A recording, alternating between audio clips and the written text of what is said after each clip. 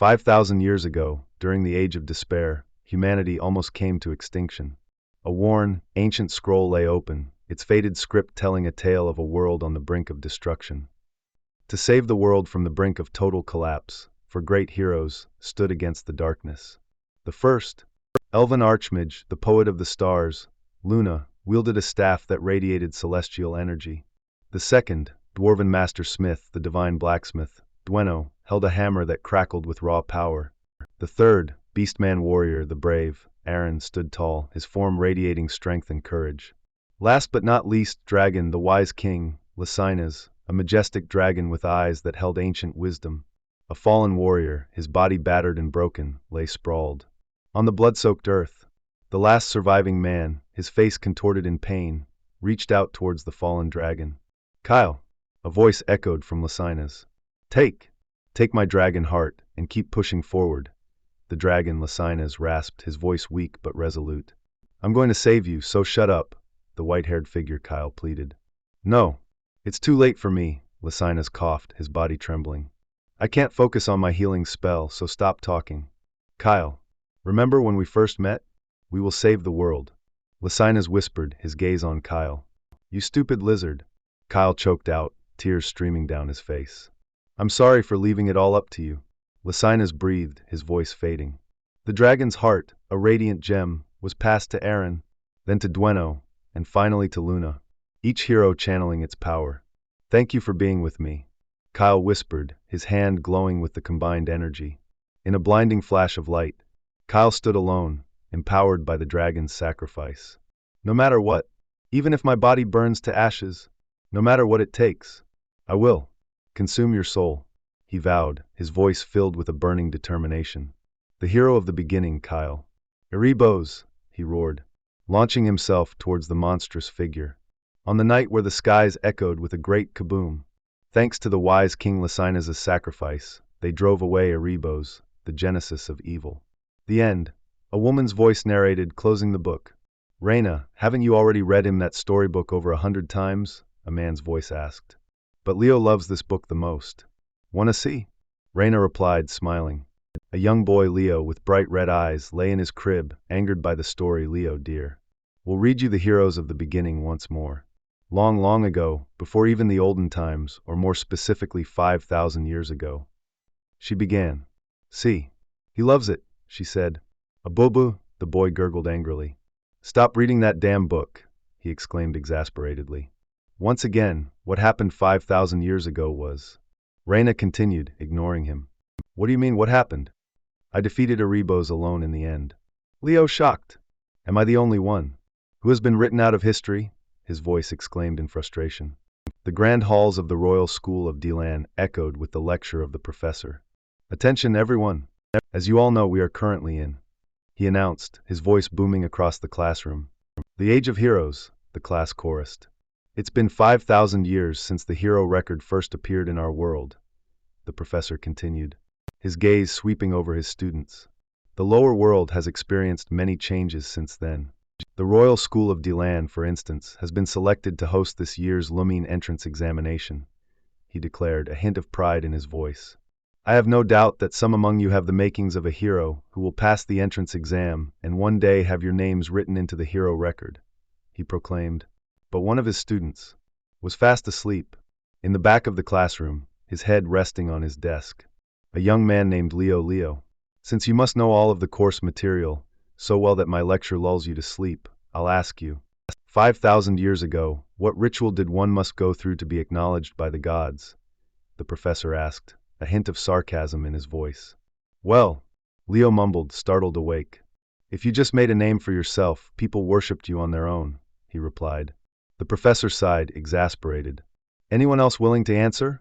he asked, turning away from Leo. A red-haired student eagerly raised his hand.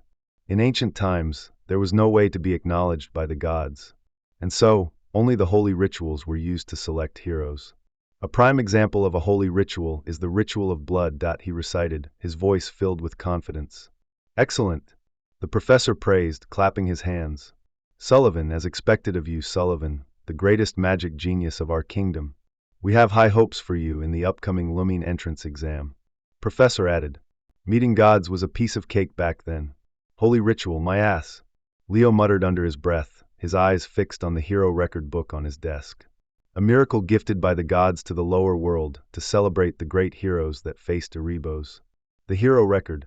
He read silently, closing the book with a snap. So why am I the only one who's treated as if I didn't exist, he thought. The school was abuzz with excitement, students crowding the windows, eager to catch a glimpse of the arriving dignitaries. They're here. Where? Where? Don't push me. Look. It's the emblem of the Zerdinger clan, they exclaimed, their voices filled with awe. A stately procession, led by a woman with fiery red eyes, made its way through the school gates.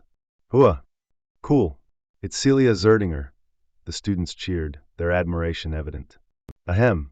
All students are to gather in the auditorium for a mandated assembly. Our school is being visited by the Zerdinger clan. An announcement echoed. Leo, are you going over to try and get noticed by the Zerdingers? Why would even care about you, though? Sullivan mocked, approaching Leo. I'm going home. Leo replied, his expression indifferent. Unlike you, I have no interest in things like that, he added, walking away. And me neither. I'm only going to check out Celia as a fellow rival. Sullivan retorted, his face flushed red. Leo, now alone, practiced his swordsmanship. Part of it is diligent training. But this body really is better than the one I had in my previous life. He mused. Suddenly, what is you thinking so hard? A voice asked. It was his mother, Reyna. She attacked him with a series of swift strikes. Ambushes out of the blue. It's been a while since we sparred, Leo exclaimed, parrying her attacks. Lackluster talent won't cut it for Lumine. Reyna stated. This is your final test, Leo, she declared, her sword pointed at him. Ugh dash! Leo grunted. Should I go a bit harder, lie, struggling against her onslaught? He expertly dodged her attacks, his movements agile and swift. Aren't you showing me too much tough love, mother? He asked, a hint of exasperation in his voice. You say that yet? Reyna smirked, continuing her assault. Shoot. Am I striking too hard? She thought, her eyes widening in alarm. What if Leo can't dodge it? To her surprise, Leo effortlessly evaded her attack. His movements, almost precognitive. Are you okay, mother? He asked, his voice filled with concern. How far does this child's talent go? Reyna wondered, staring at him in amazement. Leo, are you still set on going to Lumine? She asked. The Human Hero Academy, Lumine. Between the hero academies of the 4 races that house the hero record. This is the one most likely to have remains of my record. Of course, Leo replied, his eyes gleaming with determination. Members of the Zerdinger clan are here on a visit to Delan. They'll be staying at our mansion. Reyna informed him. The Zerdinger clan will be here? Leo asked, surprised. Yeah, though I don't personally want to. I'll ask Ziz for a favor since he's their vice-patriarch. He might be willing to teach you the Zerdinger aura technique. With that, you should become strong enough to be admitted to Lumine next year. Reyna suggested, gently patting his head. But mother, I intend on being admitted this year. Leo declared, a confident smile on his face. The Zerdinger clan, with their distinctive emblem, arrived at the mansion, their presence causing a stir among the servants. Why does Uncle want to stay here? He could have just rented out an entire hotel. Celia Zerdinger, the sword princess, wondered, stepping out of the carriage. I wanted to focus on the Lumine entrance exam. Why come to such a small family? She mused, looking around. Aren't you curious about Leo? The one who said he wasn't interested in the Zerdinger clan. Ziz Zerdinger, the vice-patriarch, asked, with a hint of amusement. Well, if he's a knight hopeful that can't even use aura yet, he probably isn't all that impressive. Celia scoffed, dismissing Leo. Haha, I don't think that'll be the case. Ziz chuckled. Inside the mansion, welcomed Ziz and Celia. It's an honor to meet you, Lady Plav. Reyna and her husband, Dade Plav, welcome Ziz Zerdinger. Celia, this is Marquis Plav. Go on and introduce yourself. Ziz said. My name is Celia Zerdinger. Celia introduced herself, bowing gracefully. Thank you for opening your homes to us for the next week, she added, her voice polite and refined. It's nice to meet you, Celia. She takes after father and uncle. Reyna commented, extending her hand. Wait! Black hair and red eyes. Celia thought. Is she of our lineage? Her eyes widening in surprise as she noticed Reyna's features. And this is Reyna Plav, your aunt. We first visited the Royal School of Delan. It was chaotic with the rush of students. However, Leo seemed to have gone home, because he wasn't interested. Oh, what a hit to the mighty pride of the Zerdinger. Ziz explained. Sorry if my son's behavior seemed disrespectful. He doesn't seem interested in anything but training. Reina apologized, taking a sip of tea. What kind of kid is Leo? Ziz inquired, curious. He has unbelievable talent. Reina replied, a proud smile on her face. Elder sister, do you honestly believe that Leo is worthy enough to inherit the flames of Zerdinger? Ziz asked, his expression serious. I'm not saying this because he's my son. He genuinely is worthy. Reina declared. If you're willing to say so, that really piques my interest. However, I will still need to test him myself. Ziz stated, his gaze intense. In a spacious, sun-drenched room, Leo sat cross-legged on the floor, a sword lying beside him. He took a deep breath, and a faint, blue aura began to emanate from his weight bracelet. Finally, a vessel able to hold everything is completed, he murmured, his eyes gleaming. The reason I hadn't learned aura yet. The moment I accept aura in, the body becomes naturally specialized to match that aura, and the opportunity to accumulate mana and soul energy disappears. He thought, recalling the past of his previous life as Kyle, lying defeated on a battlefield, his comrades fallen around him. If in my past life I could completely control those guys' power and essence, I wouldn't have left behind a seedling of disaster. He lamented, clenching his fist. In this life I shall perfectly control it. First comes Aura Dash, he declared, his voice filled with determination. Suddenly, a figure enters the training ground. A voice called out to him. You're Leo Plav, right? Celia Zerdinger approached him, her long black hair cascading down her back. It seems you have a decent grasp of the basics. I will especially guide you in swordsmanship. What do you think? And I can also earn some brownie points from Aunt, she offered, a confident smile on her face. Who are you? Leo asked, tilting his head. I'm Celia Zerdinger. She introduced herself.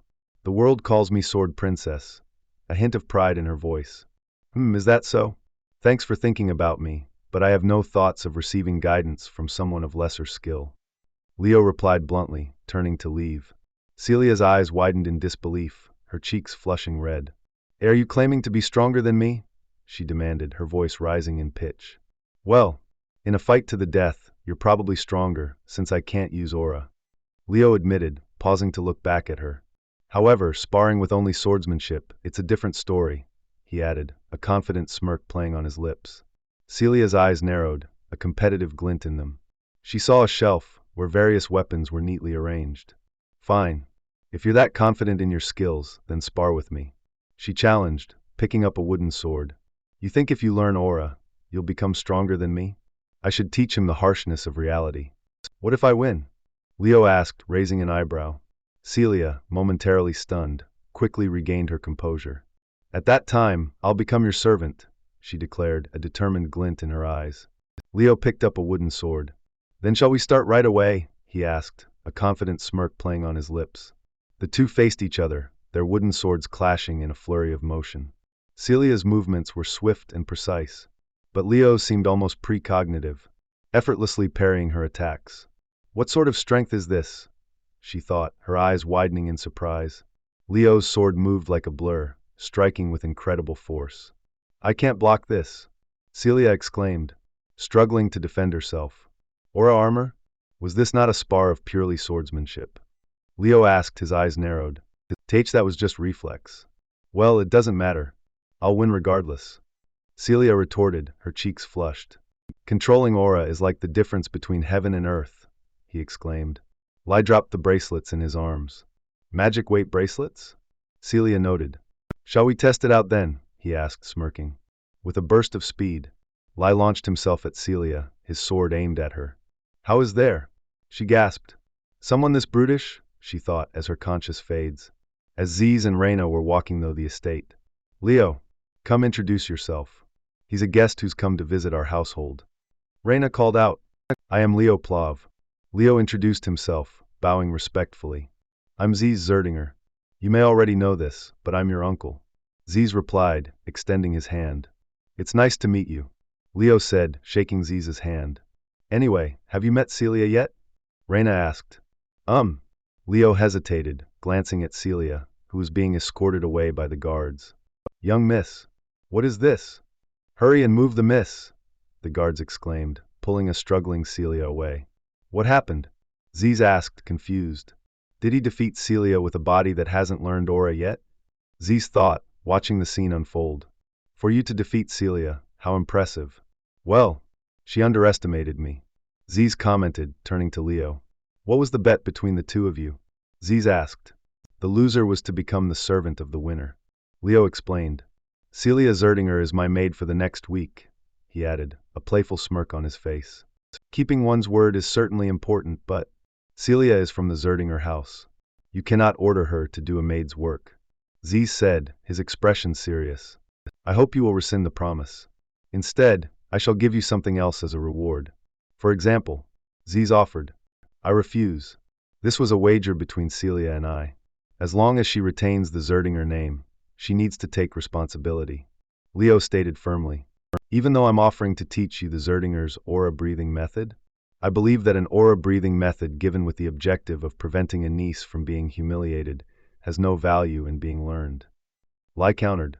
Leo Plav, just now, you have declared that you will use the direct lineage of the Zerdingers as a servant, and that the Zerdinger aura-breathing method is worthless. Is that correct? Ziz asked, his gaze intense. Yes. Leo confirmed, meeting his gaze. Don't you think such a declaration is impudent? Ziz questioned. I had no intention of insulting the Zerdingers. Sir Ziz, if your intentions were to reward me for beating Celia by teaching the aura-breathing method, I would have gladly accepted. You believe that if Celia hadn't let her guard down, she would not have lost to me. However, even if Celia had sparred against me in earnest, I still would have won. Leo declared, his voice filled with conviction. Ziz and Reina watched them, surprised by Leo's words. You rejected it because you didn't like the way I behaved? What an outstanding child. Ziz thought, if only a child like this was a Zerdinger, impressed by Leo's resolve. Send Celia to the maid's quarters, he commanded, turning to the guards. Leo. Yes, Sir Ziz. Leo replied. In unofficial settings, you can always comfortably call me Uncle. Ziz said, placing a hand on Leo's shoulder. Yes, Uncle, Leo replied, smiling. As the sun set, casting a warm glow over the mansion, Ziz and Reina watched Leo walk away. Elder sister, you requested that I teach him the Zerdinger house's aura-breathing method, right? Ziz asked. Reina replied, turning to him. I'll try and convince him, so Leo can learn Phoenix breath. Ziz said, a thoughtful expression on his face. In a spacious, well-appointed room, Celia stood awkwardly. I am Celia, the maid who will be in charge of you for the next week. Dressed as a maid, young Master Leo, she said, her cheeks flushed with embarrassment. I'll be your maid for a week, young Master Leo, Celia declared, her cheeks flushed with a mixture of embarrassment and defiance. Leo, sitting comfortably and reading a book, simply replied, It suits you. Who could have imagined your usually fancy style would be suited for plain-made clothes? That combination is. Celia, mortified, stammered, I know I'm beautiful, but if you say it like that. Leo, unfazed, apologized. I didn't intend to make you angry. Sorry, he admitted. I have a certain friend who praises beauty way too much. His habits must have rubbed off on me. A faint smile touched his lips as he recalled his past life. The beauty of the eternal is unparalleled. If peace returns to this world, I will spend the rest of my life spreading beauty to everyone. Dueno declared, sitting amidst a serene landscape. You have a cool friend that knows how to appreciate and praise beauty. Celia commented, a hint of approval in her voice. His problem was that he was too honest. Leo mused. A flashback showed Luna and Lacynas, their faces obscured, standing beside the figure. Although she was aggressive, Lacynas was more beautiful than anyone in Luna. For the sake of art, Dueno pleaded, holding a sketchbook. Please become my nude models. I even brought a sketchbook. The memory dissolved into a chaotic scene. Dueno was decimated. Is that some sort of training book? Celia asked, noticing the book in Leo's hand. This? I used to read it a lot when I was young. Great hero of the beginning. Leo replied, showing her the cover. Celia, age 5, was reading the same book. Huh, a storybook? Celia questioned, a hint of confusion in her voice. She walked away, leaving Leo to his reading. It seems you like the great hero of the beginning, she commented, looking at a bookshelf filled with similar volumes. The average researcher of the great hero probably can't compare to you. I was merely collecting, and it ended up like that. Leo explained. But, There are a lot of books about Kyle, Celia observed, picking up a book. Among everything the great heroes did, there are many things that are hard to attribute to a particular hero. I think those achievements are most likely his. Leo stated, a thoughtful expression on his face. Ha! He was probably a scammer who tried to claim the achievements of the great heroes. Celia scoffed. Kyle, that's what most people think. Of course, I think the same. So that's what people think about me. Leo murmured, a hint of sadness in his voice. Shall we eat breakfast and start training? He asked, changing the subject. Young master, if you allow me to, could I train with you? I'm going to discover the secret behind your strength. Celia requested, a determined glint in her eye. It might be hard to keep up. Will you be okay? Leo warned, a hint of amusement in his voice. I'm Celia Zerdinger, she declared, her voice filled with pride. Later, Celia, exhausted and panting, struggled to keep up with Leo's rigorous training. When your stamina reaches a limit, your reaction speed slows, and more gaps appear between your movements. When that happens, you leave your back free like just now. Leo explained, easily dodging her attacks. Ha! Abusing the body like this. Ha! Is something like this helpful for training? Celia gasped, struggling to catch her breath. Yes, I think young people these days are too weak. What? Weak? Compared to the past, aura techniques have developed wonderfully. That must be why people stop caring about body training as much. Aura allows you to enhance your body's strength. Leo explained, effortlessly wielding his sword. If you train your body, aura is also enhanced. Celia retorted, shaking with exertion. Despite her exhaustion, she continued to train, determined to prove her strength. Don't underestimate me, she shouted, launching another attack. You damn white-haired bastard, she cursed, her movements becoming increasingly erratic. Leo, with a swift and precise movement, disarmed her, sending her sprawling to the ground. Why? Why can't I win? She cried out in frustration, pounding the ground. It's hard, right? Leo asked, offering her a hand. Celia looked up at him, confused. He offered her a small metal bracelet. Take this. Thanks, she mumbled, taking the bracelet. Ack! It's a bracelet with weight magic, she exclaimed, struggling to lift her arm. From tomorrow onward, wear it while training, Leo instructed, a playful smirk on his face. The scene shifted to a lush, green landscape, bathed in the warm glow of the setting sun. Stop, Celia pleaded, exhausted from the day's training. This will be a good experience for her. Before going to Lumine, it might be good for her pride to crumble at least once. Ziz commented, watching them from a distance. Leo, he called out. Uncle, Leo replied, turning to face him. Leo, I'm thinking of asking the Patriarch to allow you to inherit Phoenix Breath. Ziz announced. Phoenix Breath? Is he talking about the Zerdinger family's origin, their aura technique? I heard that only people who are recognized within the family can inherit it. Leo thought, his eyes widening in surprise. Father won't easily accept. Celia interjected, her voice filled with doubt. That's why I have a condition, Ziz stated, a determined glint in his eye. A condition? Leo and Celia asked in unison. Pass the Lumine entrance examination, Ziz declared. Huh? The Lumine entrance examination is an actual fight. Uncle, a brat that can't even use aura. No, it will be too dangerous for him, Celia exclaimed, her eyes wide with concern. Real fight experience? Yeah, I guess I don't have any. Leo thought. In this life, that is, a determined smirk on his face. What do you think, Leo? Father and mother, let's say they'll go along with your desire, Ziz asked. Then I'll do it, Leo replied, his voice filled with resolve. As expected, he was thinking of taking this year's exam. Ziz thought, a satisfied smile on his face. Since we've taken a short break, shall we continue? Leo asked Celia. Yeah. Do you think I won't be able to follow? She stammered, struggling to stand up. A week later, the day of the Lumine entrance examination arrived. The school grounds were filled with students, their voices buzzing with excitement.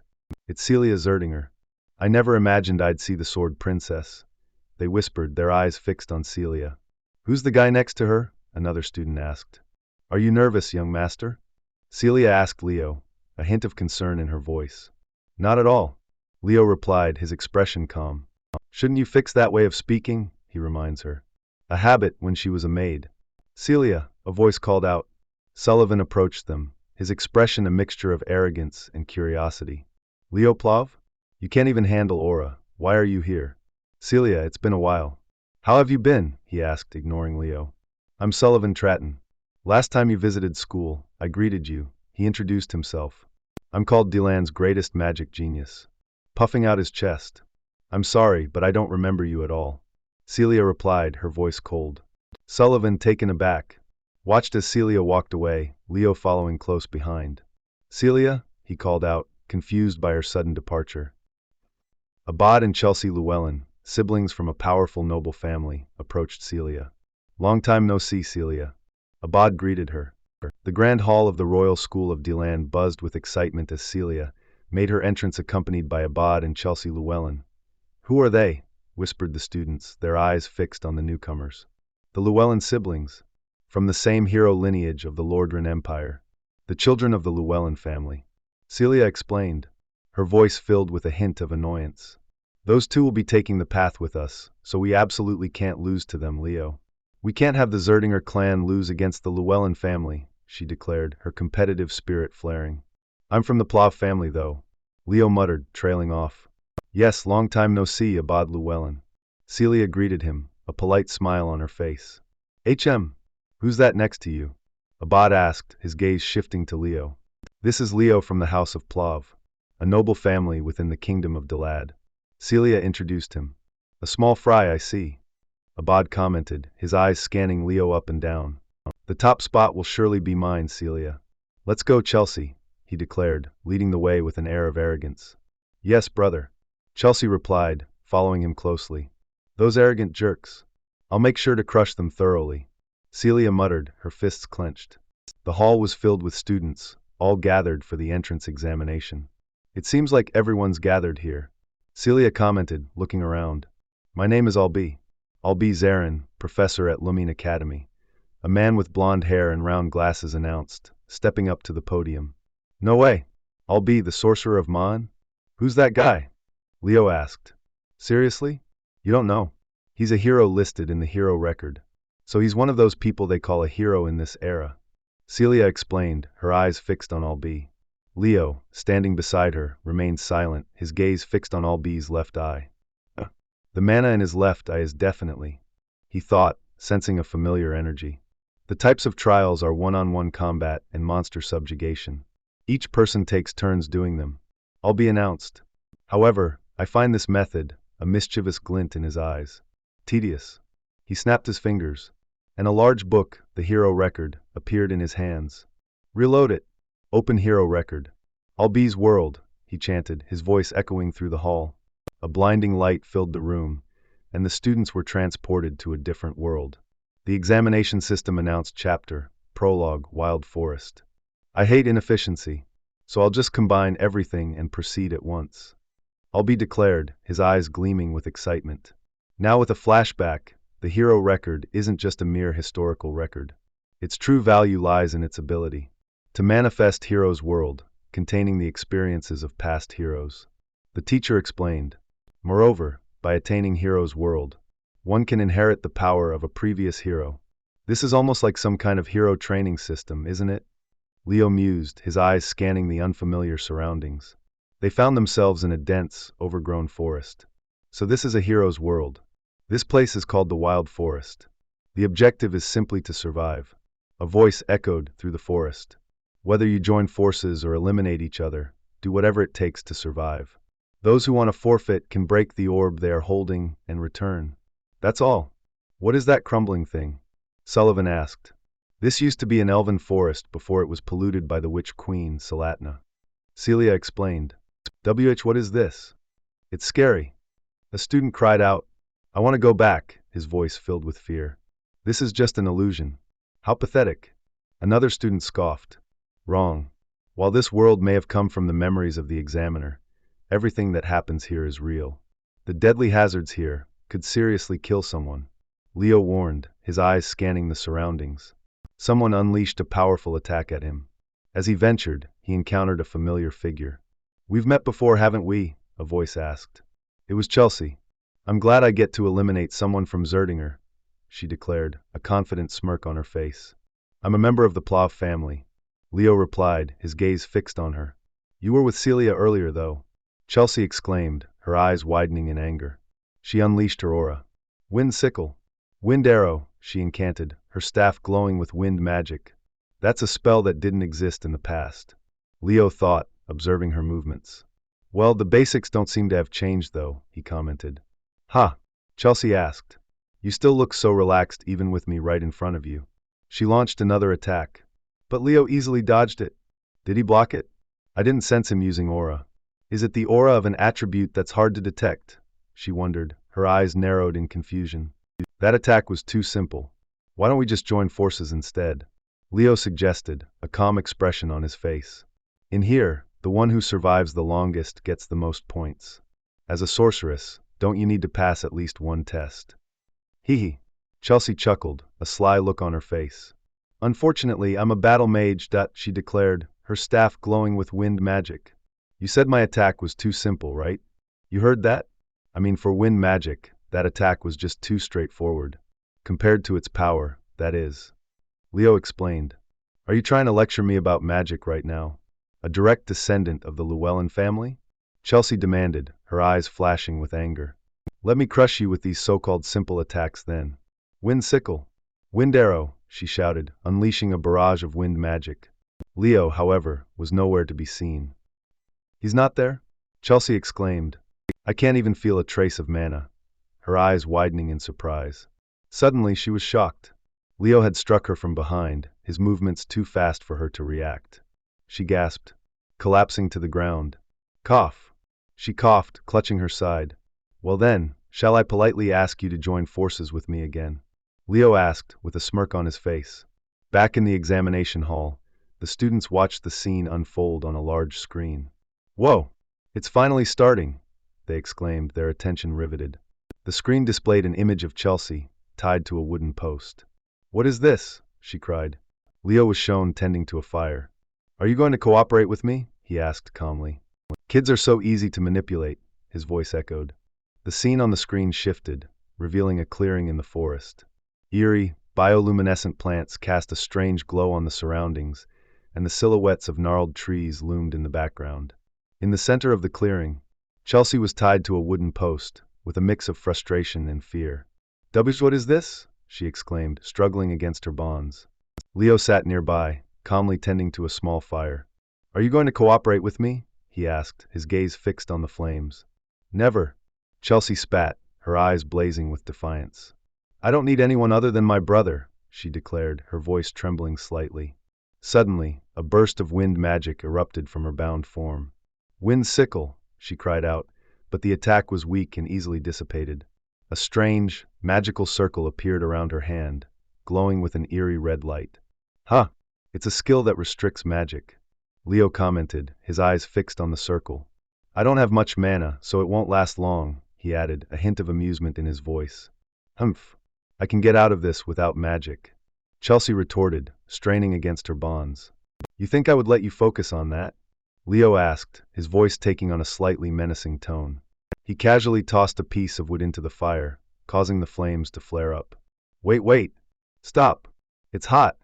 Chelsea yelped, her eyes widening in alarm. Sparks flew from the fire, singeing her clothes and skin. Cooperate, Leo stated, his voice firm. I will. Swear on your family's name, he commanded, his gaze unwavering. I will. I swear on the Llewellyn family name that I'll cooperate. Chelsea cried out, with desperation. Kids are so easy to manipulate, Leo remarked, breaking the tension. Chelsea, freed from her bonds. Nice to meet you, Mage of Llewellyn.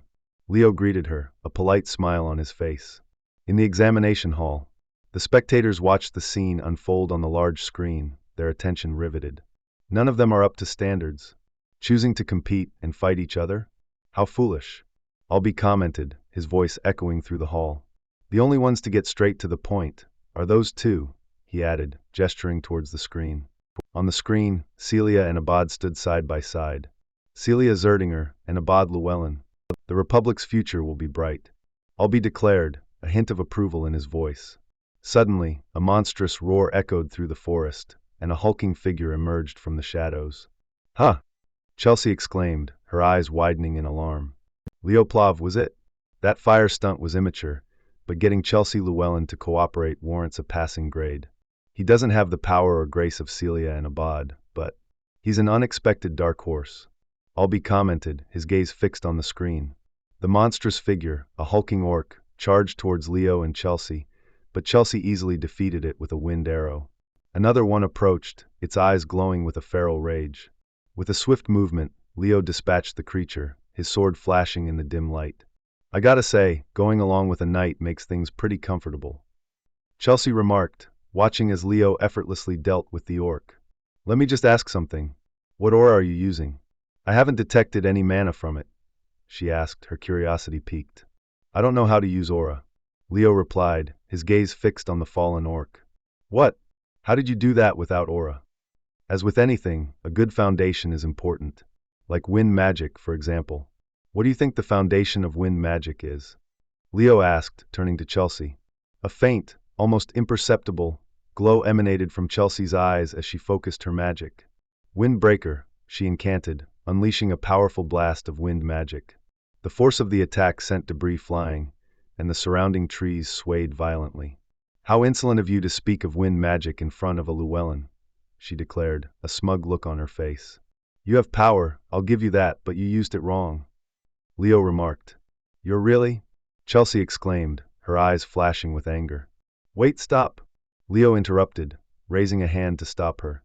He noticed something strange about the fallen orcs, their bodies withered and lifeless. They're like mummies. I've seen things that leave their victims like this before, he murmured, his brow furrowed in thought. I understand now. The conditions, to pass this test, Leo exclaimed, her eyes widening in realization. Suddenly, Chelsea was attacked from behind, a powerful force sending her sprawling to the ground. So close! We need to get rid of Chelsea Llewellyn first, an examinee declared, his gaze fixed on the fallen Celia. The other guy is a nobody, Sullivan added dismissively, turning his attention to Leo. Attack together, he commanded, his voice ringing with authority.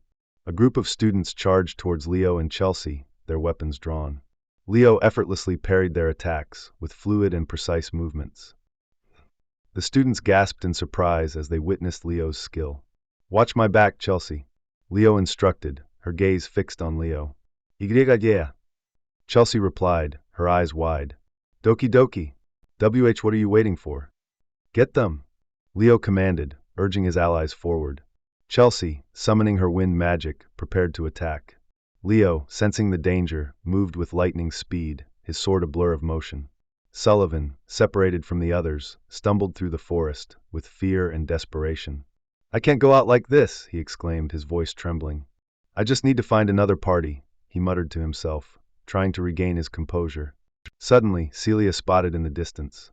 Huh, that guy is, she murmured.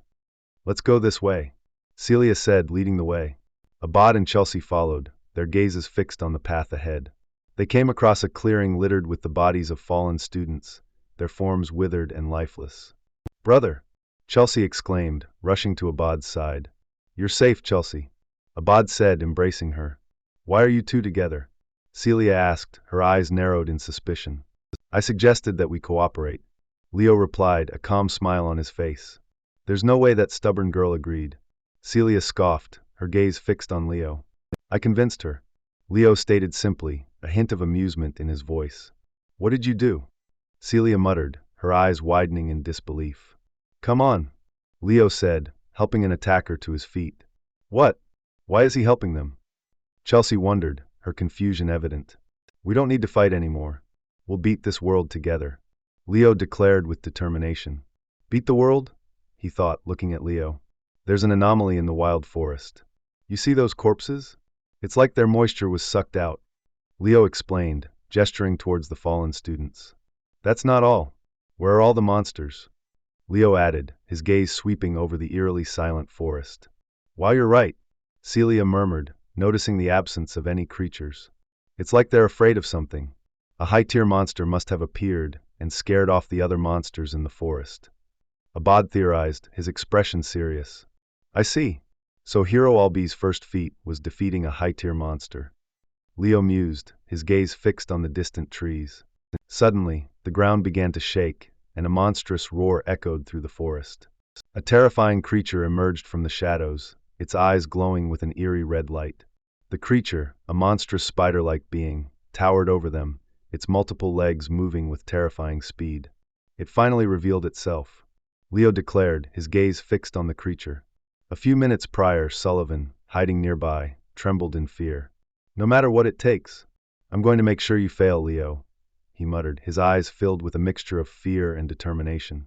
He attempted to use his magic, but found himself unable to focus. "Ah! What is this?" he exclaimed, clutching his head in pain. A strange, viscous fluid dripped on his staff, and his eyes widened in horror as he realized what was happening.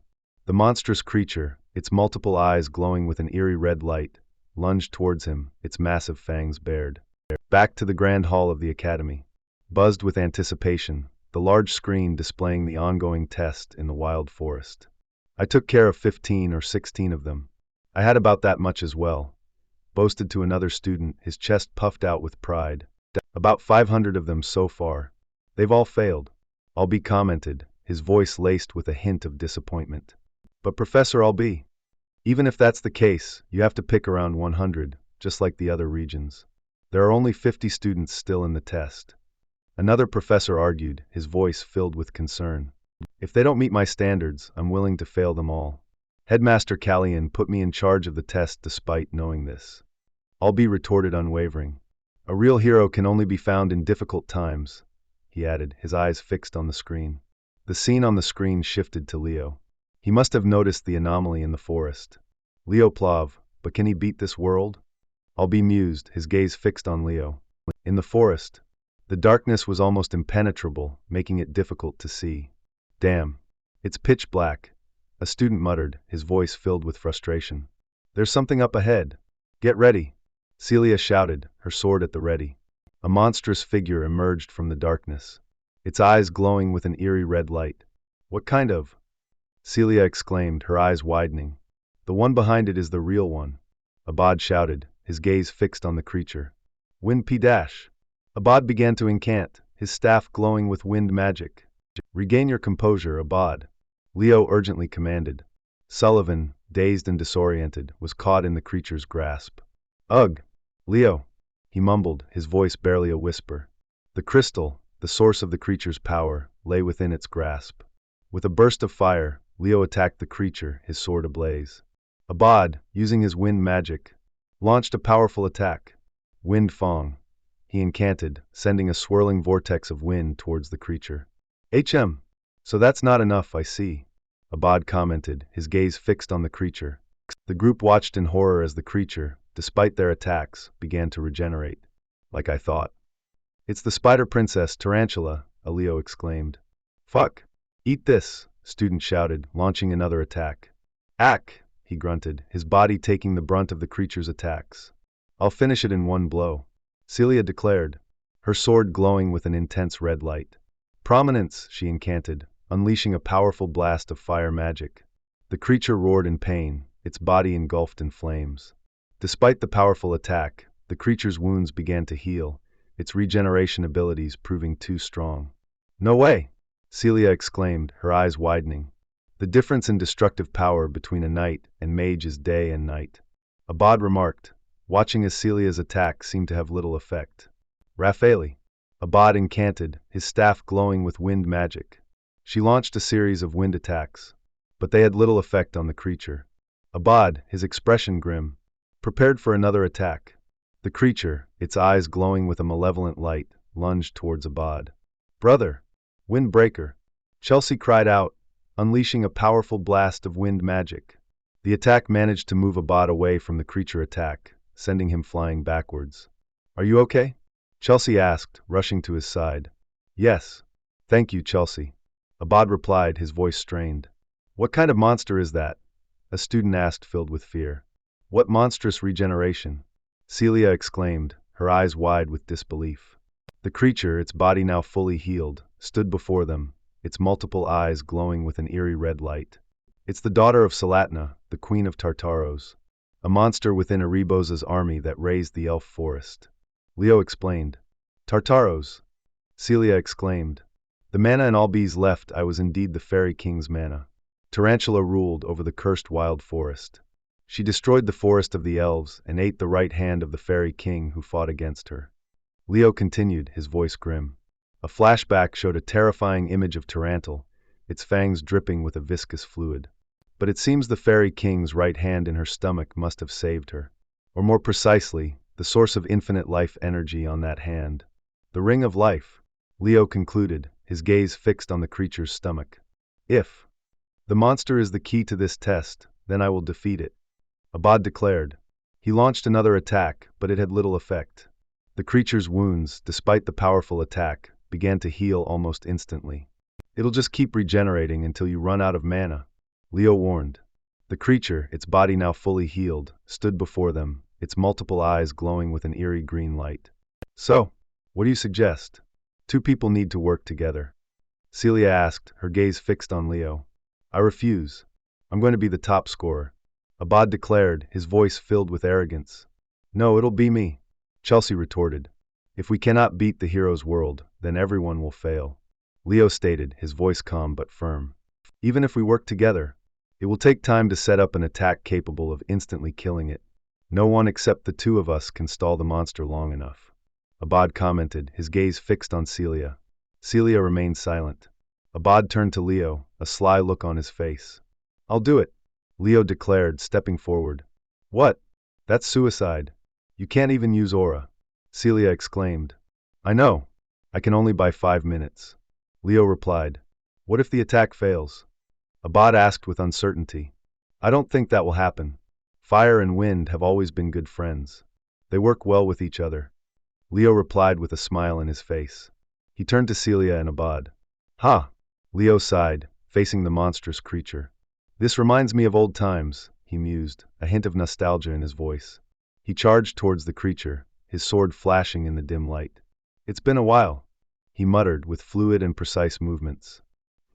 Celia and Abad watched in astonishment as Leo, despite not using aura, effortlessly parried the creature's attacks.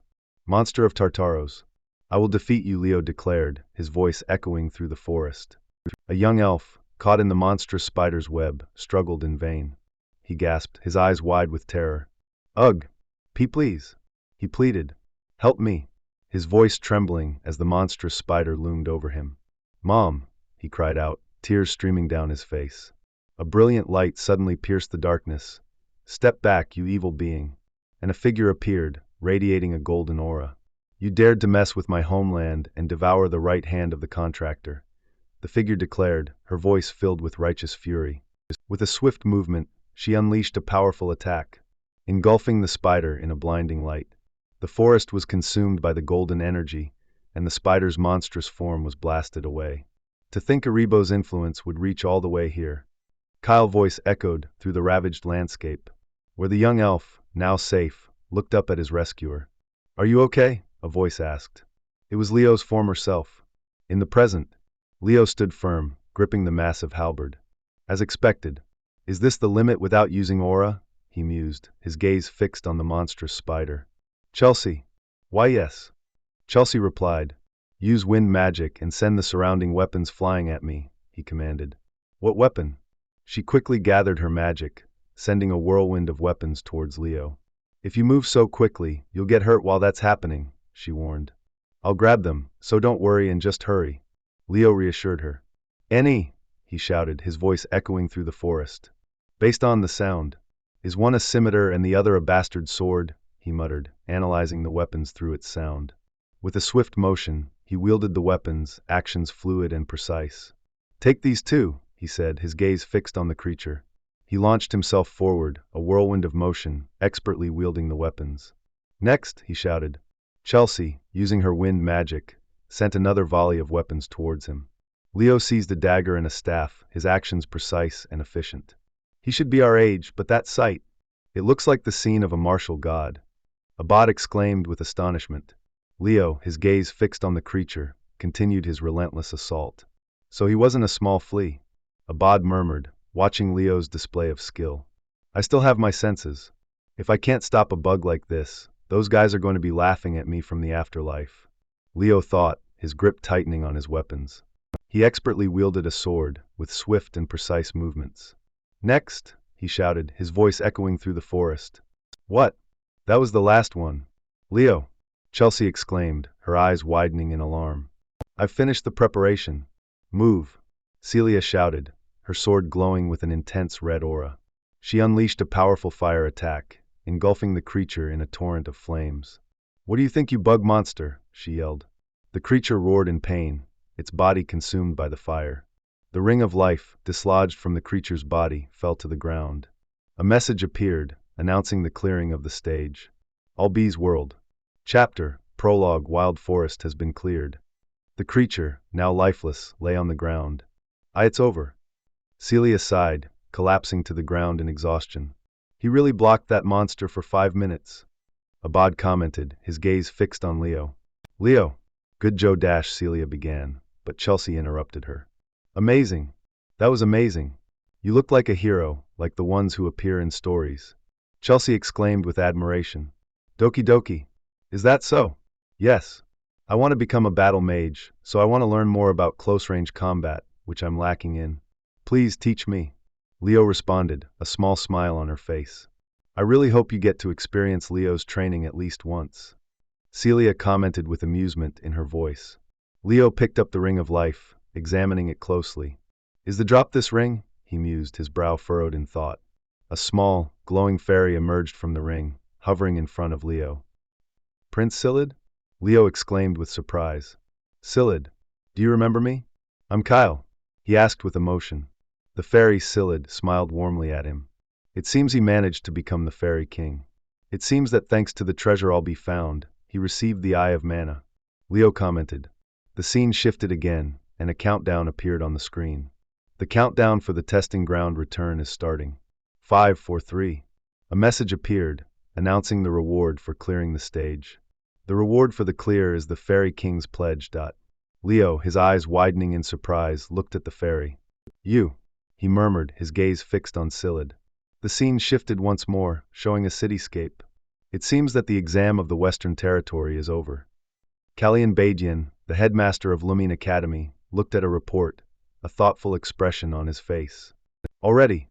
But the other territories still have a lot left. A staff member commented with surprise. Oof. How many did Teacher Albee pass? He asked, his hand covering his face in concern. Taking into consideration it's Albee we're talking about, there's a lot. 40 passed. Kalyan replied, a small smile on his face. Is that a lot? The staff member asked with uncertainty. Don't struggle too much. I was expecting about 10 people. Kalyan chuckled, his eyes twinkling with amusement. I guess either Celia or Abad are at the top. Who is it? I heard it was hard to pick. And there's someone who was recommended as the freshman's representative. He continued, his gaze fixed on the report. Teacher Albee recommended someone? That was unexpected. Celia Zerdinger or Abad Llewellyn, who is it? The staff member asked, his curiosity piqued. It was a name I've not heard before. Kalyan replied, a hint of intrigue in his voice. In the examination hall, the students watched the screen, their attention riveted. Celia! Abad! Celia! They chanted, their voices echoing through the hall. Albee, his gaze fixed on Leo on the screen, remained silent. I recommend Leo Plav as the freshman's representative. The discipline is night division, the reason is, he announced, his voice echoing through the hall.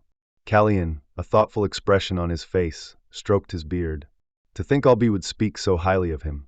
I wonder what kind of student he is. Talent to be a hero. He mused. Leo, submerged in a luxurious bath. How nice. He sighed, tended to his wounds. Pain like this should be treated with care and time. He mused, wincing slightly, sinking deeper into the warm water. The clear reward is Fairy King's pledge. When you clear a living hero's world, you're not supposed to gain a reward. Yet somehow, I alone was given one. Only me. What was that? He lost in thought. A gentle knock on the door broke his reverie. Mother, he asked, turning towards the door. Leo, do you know why I was expelled from House of Zerdinger? Reyna asked, with a soft voice yet tinged with a hint of sadness. A flashback showed a younger Reyna, her hand outstretched towards a fallen comrade, flames flickering around her. While rescuing a comrade, I ended up losing the flames of Zerdinger, she explained. However, not once have I regretted my decision, she declared, her voice firm. Leo, I want you to use your power and talent for the right cause. And congratulations on being accepted to Lumine Academy, she said with a warm smile gracing her lips.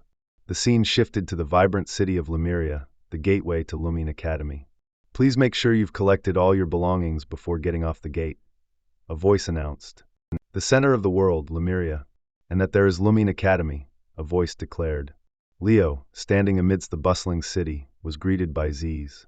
How have you been this past month, Leo? Ziz inquired. Uncle, congrats on passing the entrance exam. Thank you, but what brings you here? Leo replied, shaking Ziz's hand. Our house has been caught in an unending debate for the past month. Do you know why?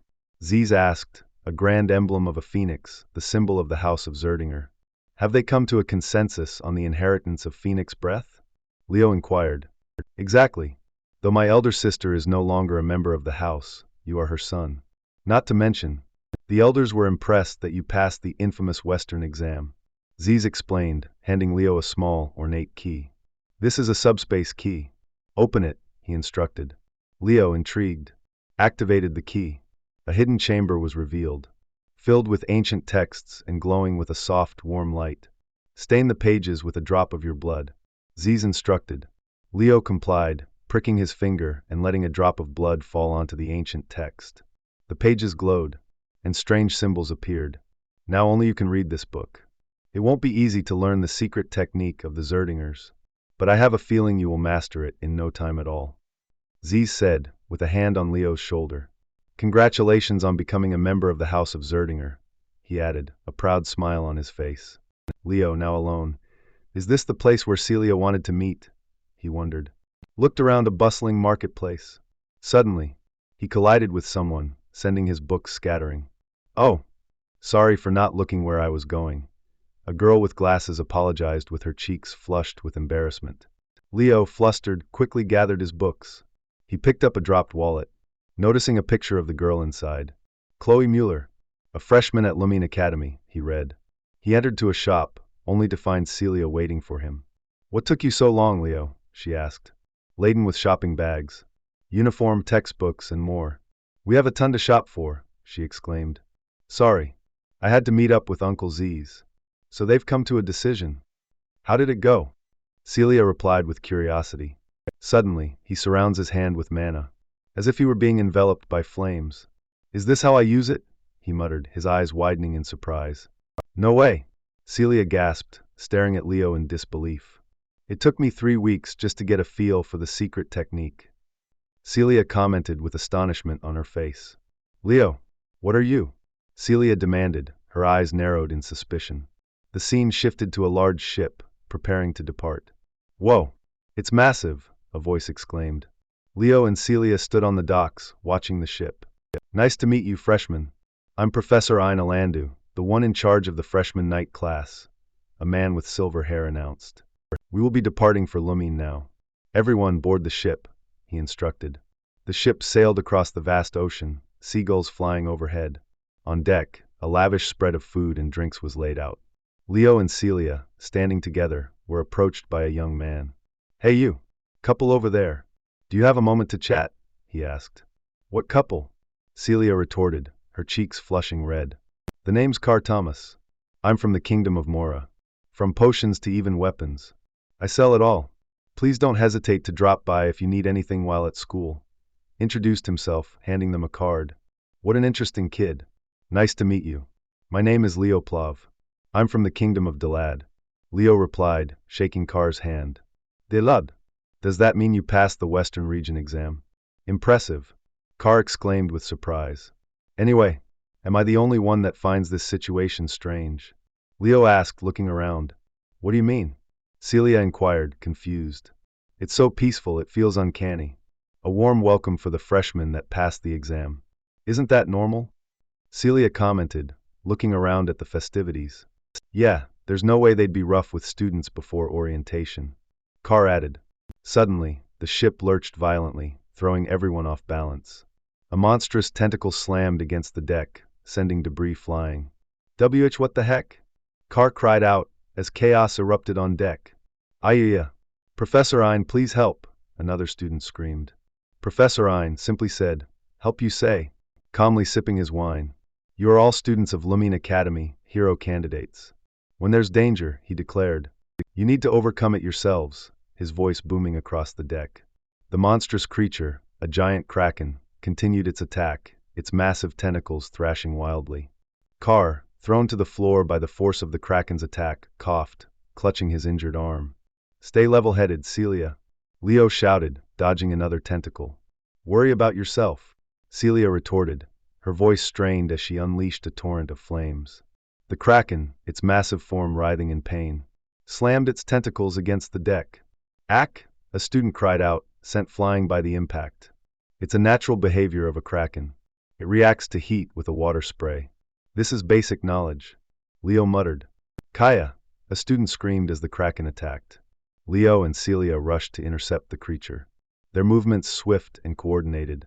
Leo expertly parried the kraken's attacks, while Celia unleashed a barrage of fire magic. Carr, hiding behind a table, watched in awe. This is given since Celia is the top scorer of the West, but what's the deal with this Leo guy? He wondered, his eyes wide with surprise. Suddenly, a student with icy powers intervened, freezing one of the kraken's tentacles. "Hey, watch it!" Carr shouted, startled by the sudden attack. "That girl is," Leo murmured, recognizing the student from their earlier encounter. The girl, unleashing a torrent of ice magic, managed to freeze several of the kraken's tentacles. "Why don't you stay in the back if you can't even protect yourself?" she retorted with cold and sharp voice. "Geez, the strong never care if we get caught up in their battle," Carr grumbled, dodging a piece of flying debris. "Ack!" he cried out, narrowly avoiding another attack. "The competition isn't over," Celia Zerdinger, Abad declared, joining the fight alongside Chelsea. "The feeling is mutual," Celia replied, her gaze fixed on the kraken. "There are plenty of monsters in the lake leading to Lumine Academy. The kraken, perfect for a welcoming party." Professor Ein casually sipping his wine. "As expected, the captains stand out," he observed, his gaze sweeping over the students. Chen Xia of the East, Celia Zerdinger, and Abad Llewellyn of the West, Chloe Mueller of the North, Walden Tyden of the South, Duran Mora of Central. "This year's freshmen are excellent," he remarked, watching as the students battled the kraken. "But the one I'm most impressed by is that unknown freshman. Swordsmanship with no wasted movements. He's moving as if he can predict the kraken's actions," he mused, his eyes fixed on Leo. "I'll be seeing him soon for night studies," he smiled. The ship finally docked, and the exhausted students disembarked. "To think that I'd run out of all the potions I brought," Carr sighed, looking at his empty bag. "You'll have to cross that lake all the time, so you better get used to it quickly," Professor Ein advised. "Now let's move to the entrance hall," he announced, leading the way towards the Grand Academy. The students, awestruck by the magnificence of Lumine Academy, followed. "See, I told you there wouldn't be any normal ones. I hope there will be some interesting ones this year," a voice murmured.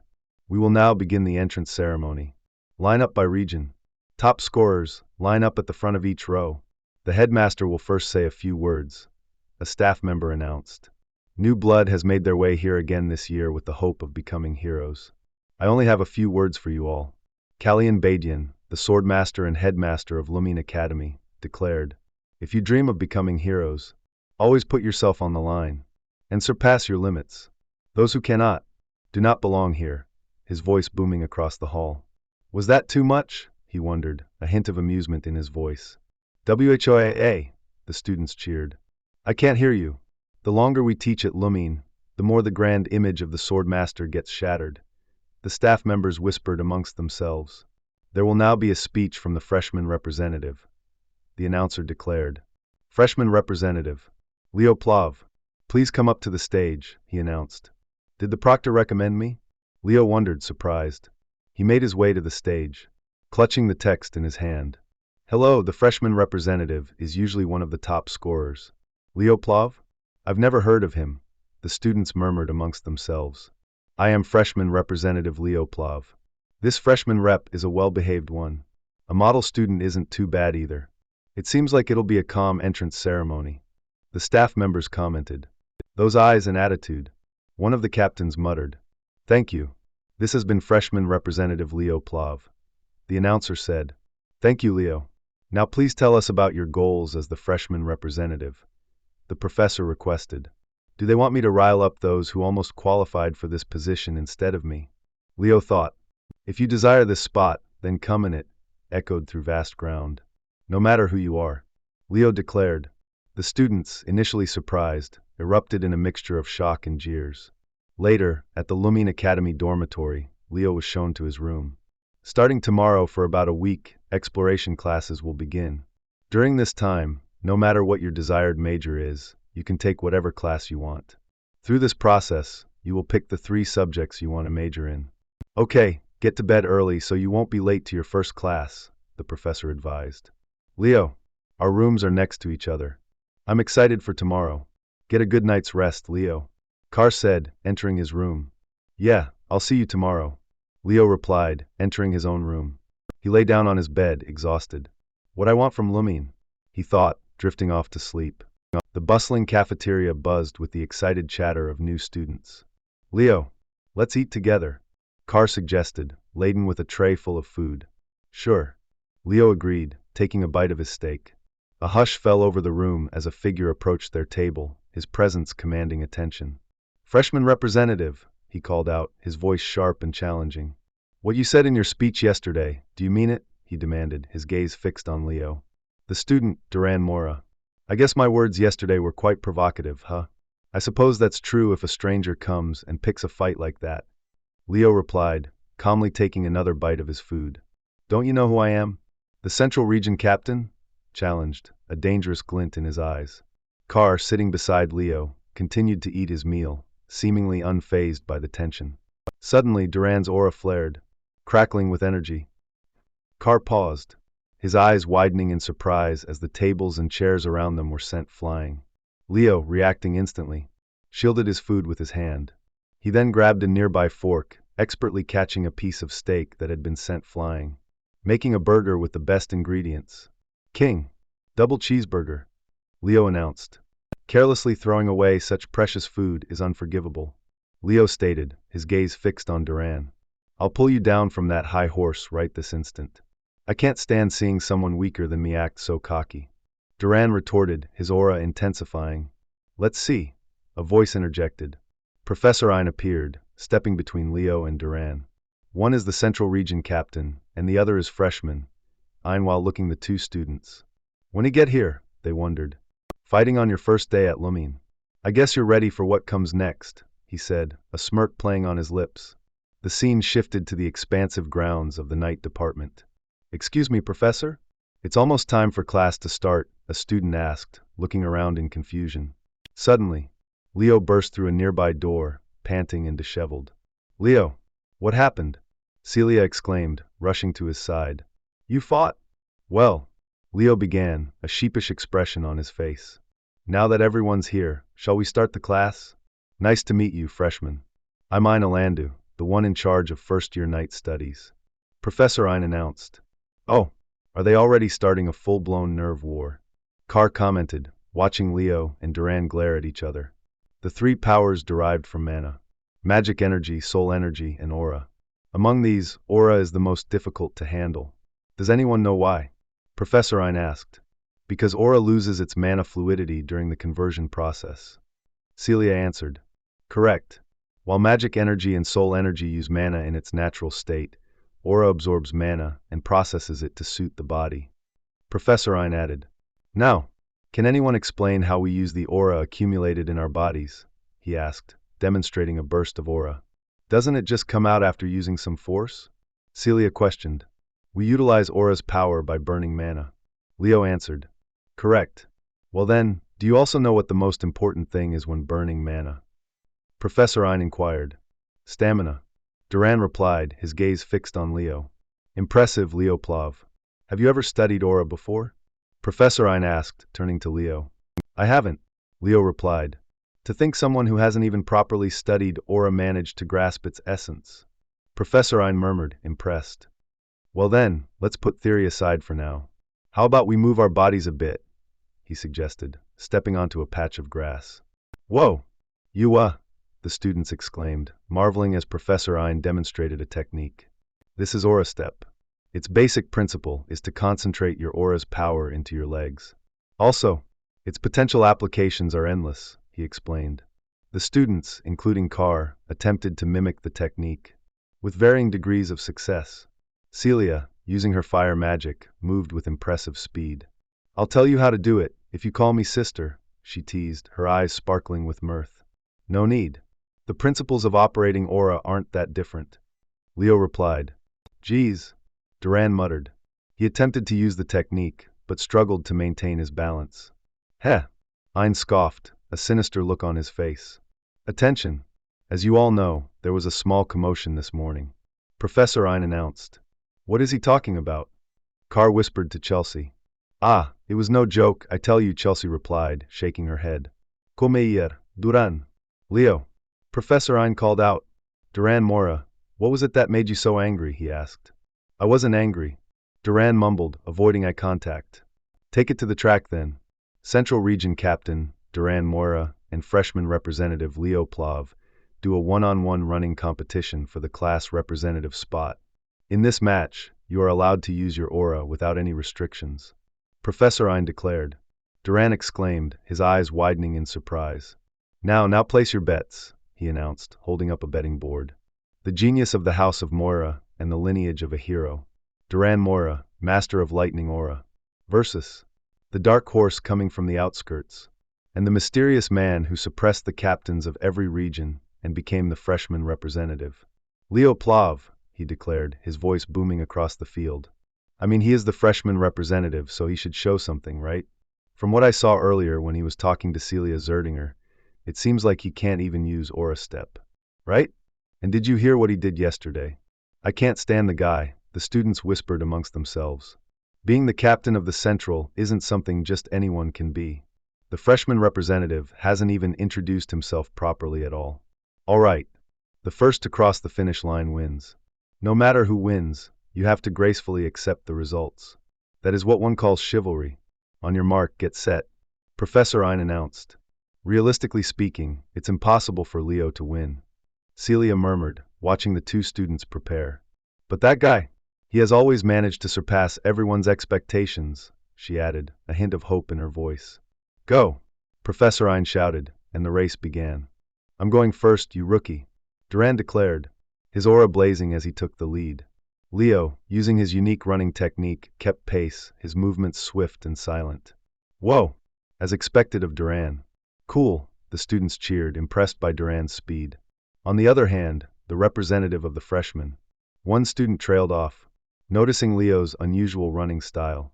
Leo's feet barely touched the ground, propelled by a strange, fiery energy. How unbelievable. He's quite bad. As expected. That bastard having become the representative was a scam. I can't believe it, some students muttered, shaking their heads in disbelief. Leo, do your best. Chloe cheered, her voice filled with encouragement. Duran, his lightning aura crackling, surged forward, reaching the halfway point of the track. Duran is already at the halfway point. Carr exclaimed with surprise. Leo, however, remained close behind, his movements fluid. He reached the end of the track, but instead of turning around, he continued to run, much to everyone's confusion. Where's that idiot going? Celia exclaimed with concern. Suddenly, Leo's feet erupted in flames, propelling him forward with incredible speed.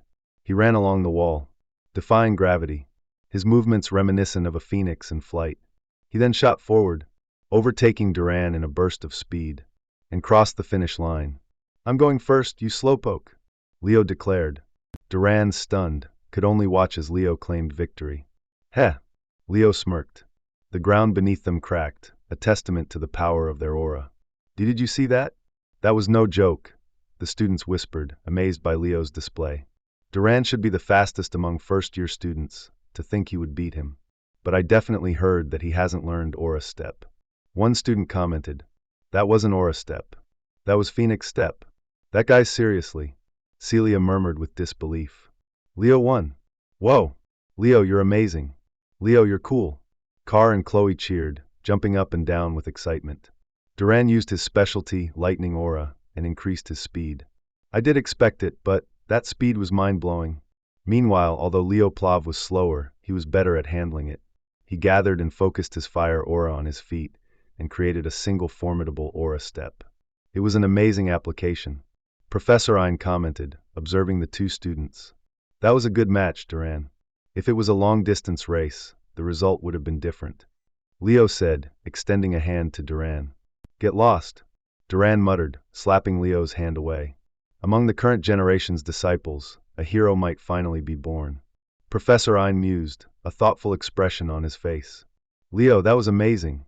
I also want to train with you, Chloe exclaimed, her eyes sparkling with admiration. But why is she so taken with him and not me? She should pay attention to me too. Carr complained, feeling a pang of jealousy. Isn't that obvious? Celia retorted, rolling her eyes. Well, anyway, since the class is over, let's go to the cafe, everyone. I'm buying today, Carr announced. I'm sorry, but go by yourselves, Leo replied. Where are you going? To listen in on summoning classes, quickly walking away. Why is a night student listening to summoning classes? I wonder what he's thinking. Celia wondered, watching Leo depart. There's something I still don't understand. Why did the Fairy King give me the pledge as a reward? The rewards of the hero's world are connected to the strength of the world's owner. The reward I received is related to summoning, but Teacher Albi is a pure magician who has nothing to do with summoning. Usually, I would have received a magic-related ability. Moreover, to make a contract with a fairy, I must go to the fairyland. For now, it will be useless. Leo pondered, lost in thought. So you're also listening to summoning classes? A voice asked. The East's captain. It's nice to meet you, Mr. Leo. It's nice to meet you, Chin Xia. Feel free to call me just Xia. I was sure Mr. Leo was a student of the Night Division. I didn't expect you to have an interest in summoning too. Chin Xia introduced herself. I'm interested in spiritualism. Then we're going to see each other more often. Could you tell me what spirit you made a contract with? Leo replied. Mr. Leo, you show me your spirit too? Chin Xia asked. I still haven't made a contract, Leo admitted. Really? Then later on, if you need help, feel free to call me. I'll give you some advice regarding spirit summoning. I'll count on you. But how old are you? Chin Xia offered. I'm 17 years old. Mr. Leo, you're 15 years old, right? I saw you talking with Ms. Celia. Chin Xia revealed. 17? She really looks young. She looks younger than Chelsea. Leo, you just thought something rude, right? No, Leo replied quickly. But anyway, Mr. Leo, I was deeply impressed by your match against Duran. You saw it? Yes. One of these days, please accept my challenge too. Of course. In the summoning class, Professor Ein and Chloe watched from a distance. Is this all? Well, it makes sense, Leo commented. But to think the class would be held here. Looking around the seemingly empty field. Suddenly, a black wyvern appeared, circling overhead. A black wyvern? Where did it come from? The students exclaimed, startled by the creature's sudden appearance. Get lost, a student shouted, trying to shoo the wyvern away. It's doing that because it took a liking to you, brat. It's nice to meet you, first-year students. My name is Yura Marin. A woman with long white hair introduced herself, standing beside the wyvern. I'm the summoning teacher who's going to teach you for the next year. She's a woman who has another vibe of beauty compared to Luna and Lacyna's. I can't help but be inspired. If Dueno were here, he would have lost his mind. Leo thought. Same here, it should be me. The editor intrusive leaked. All right, you little greenhorns. The fact that you're all here must mean you have some talent as a summoner, right? Yura Marin asked. Yes, the students replied in unison. It's good that your answer is loud and clear. We're moving immediately to the practice area, she announced, turning towards a group of griffins. Carlo, she called out, and a large griffin approached with assistant Professor Carlo. You'll be riding together in groups of 2. Go ahead and ride the griffins, she instructed. It's our first time handling griffins, Professor, a student exclaimed, looking at the large creatures with trepidation. That sounds like you're saying you don't want to listen to my lesson. Yura growled, its eyes narrowed. If you don't think you can do it, go back. Yura added, her voice stern. The students, spurred by her words, cautiously approached the griffins. Now, everyone. Let's hurry and follow the professor, Carlo said, nudging a student gently. He's more gentle than I thought, one student commented, surprised by the griffin's docile nature. Chirp, another griffin chirped, playfully nipping at a student. May I hold the griffin's reins, young Master Leo? Chin Xia asked, approaching Leo. As much as you want, Leo replied, stepping onto the griffin. They soared into the sky, leaving shimmering trails in their wake. The other students followed, riding their own griffins or wyverns. To think we would be allowed to ride a griffin. It's expected of Lumine. Hey, let's change now. I also want to fly him, the students exclaimed, their voices filled with excitement. I was a bit worried. He's much more gentle than I thought. It's still best to be careful. Griffins are difficult summons to control for first-time riders. Even though he's this kind, that's because. The students conversed as they flew through the air. Suddenly, Yura's black wyvern swooped down, its eyes fixed on one of the students. The griffin carrying the student bucked wildly, its eyes wide with fear. Yua, I wasn't listening. Why is he suddenly like this? Professor, save us dash, the student cried out, struggling to maintain his grip. Do you really think you can call yourself a student of Lumine Academy when you can't even properly handle a griffin? Try and control them yourself. Yura shouted. Kaya, the student screamed as the griffin continued to buck. Griffins have a strong sense of pride, so trying to overpower them with strength will just make them act out even more. Why, young Master Leo, what are you doing? Chun Xia exclaimed, watching as Leo calmly reached out to the agitated griffin. He gently stroked its neck, and the griffin immediately calmed down. Let's go, Leo said, urging the griffin forward. They soared through the air, leaving the other students far behind. Would you look at that? Not bad, Yura commented, watching Leo's effortless control of the griffin. Carlo, the first-year representative is an applicant for the Knight Major, right? Yes, I believe so, she continued, discussing Leo with her griffin. Does he have a personal griffin back home then? Why is he so good at riding one? No, he's not from a noble household that would own a griffin. Yura wondered. So it's pure talent, huh? It seems we have ourselves a hidden little gem, she mused, a smile playing on her lips. Leo expertly stroked his griffin as they landed. They arrived at the island of Summons, the summoning major's practice grounds. Oh my, Mr. Freshman Representative? Leo mused. The rumors that you defeated Duran have spread. So can I look forward to seeing you in the summoner class as well? Chloe asked. I'm just doing the best I can. Leo replied. It seems those guys will become the key members of the first years. Yura thought. Leo found a small, golden fruit, with a single feather attached to it. Taming success. Oh, it's the freshman representative. Isn't that guy going too deep into the forest? Let him be. If he fails to tame a summon and receives a score of 0, I'm sure he'll return to the Knight Major. The other students whispered. Does he think summoning is that easy? One of the students questioned. Leo picked up the fruit, examining the feather attached to it. Suddenly, the phoenix flame erupted around the feather. Haha, just as I thought, this is. Leo panted. Leo, sensing a strange energy, looked towards a distant mountain range. Back at the camp, Carr was cooking a meal. Leo should be doing fine, right? He asked, stirring a pot. It's only his first day of school, Reina. Ziz reassured her. Are you already worried? He asked. Suddenly, a massive surge of heat erupted in the distance, engulfing the area in flames. What could possibly happen, right? Reina murmured. This intense heat. Leo is shocked. It's one of the 3 great summons, a phoenix. Leo exclaimed.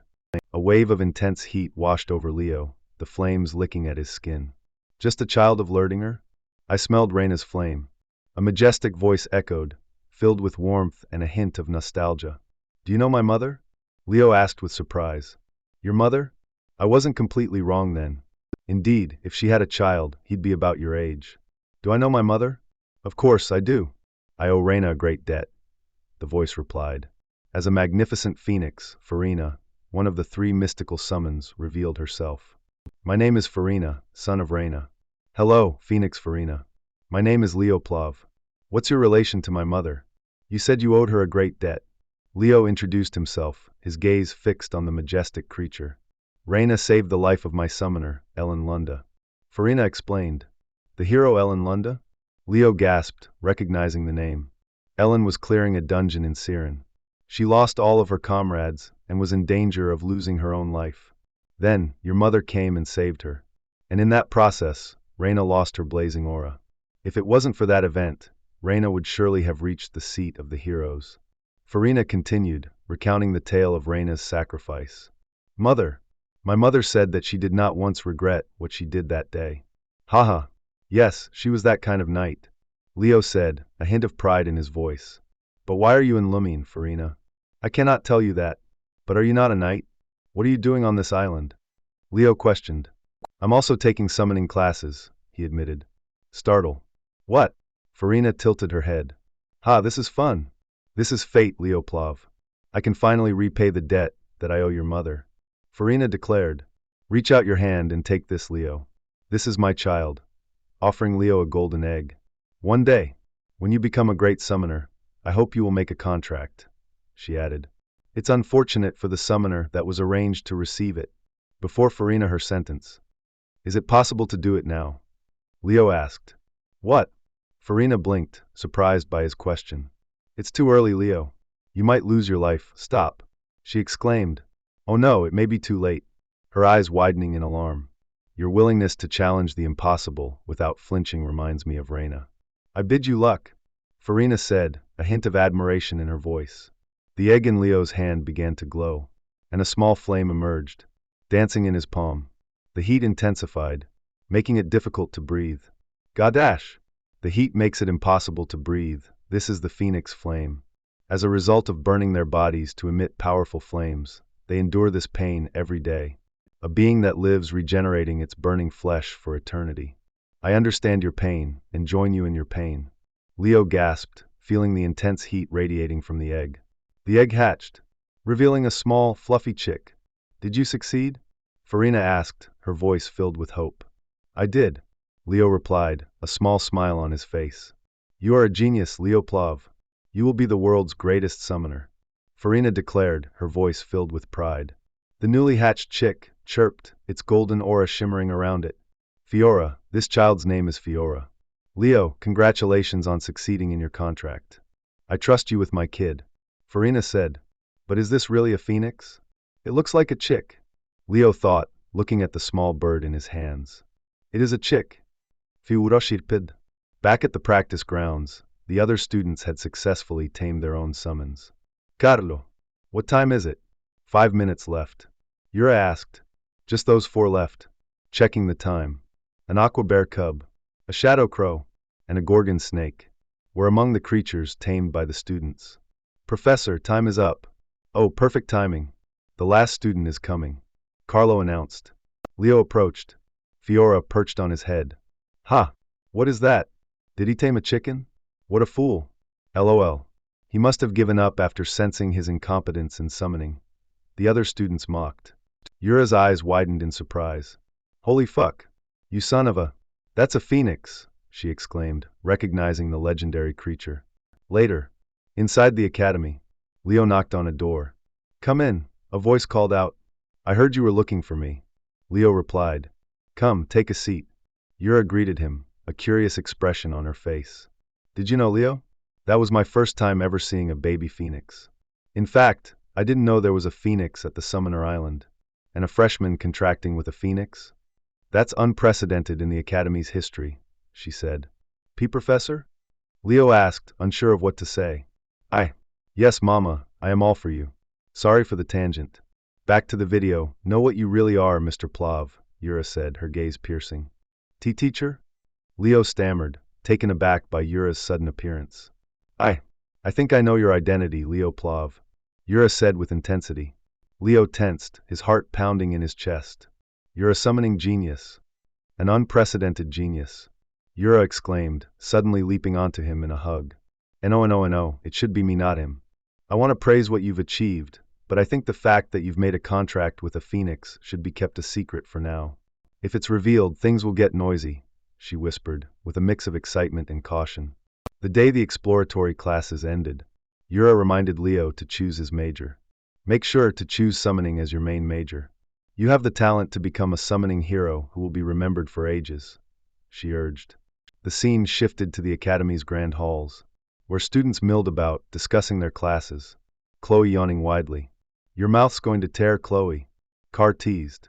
You seem tired. I've stayed up late reading magic books, Chloe replied, Leo noticing Chloe's exhaustion. You're Chloe Mueller, right? He asked, handing her a document. Here, he said. Chloe, startled, recognized Leo. Ah, so it was you, thanks, freshman representative, she said, taking the ID. But Leo, it seems you're also going to listen to magic classes. Since we're still in the exploratory period, I wanted to attend as many as possible. Leo explained. Amazing. Since I'm only interested in magic, I only attend magic classes. Chloe mumbled. The ice woman aiming for the top of the magic division. Carr whispered to Leo. Her name is Chloe Mueller, pointing at Chloe. Oof, isn't it too cold here? He added, shivering as Chloe created a small ice sculpture. Backing away. I think I'll move to the back and... He muttered. Carl, follow me to the front seats. It seems you're interested in the class, so I'll help you. Chloe offered, much to Car's dismay. Leo! Chloe called out, waving at him. Leo entered the magic classroom, greeted by the professor. Nice to meet you, everyone attending magic classes. I'll be teaching you magic for the next year. He's handsome. The professor introduced himself. My name is Lenore, first-year magic division professor. Before starting today's exploratory class, Len began, distributing papers. You'll take a magic theory exam, he announced. Huh, a test on the first day of exploratory class, the students exclaimed, surprised. Yes, students who don't meet a certain standard cannot attend my classes. What? If you're a Lumine student, this much should be standard.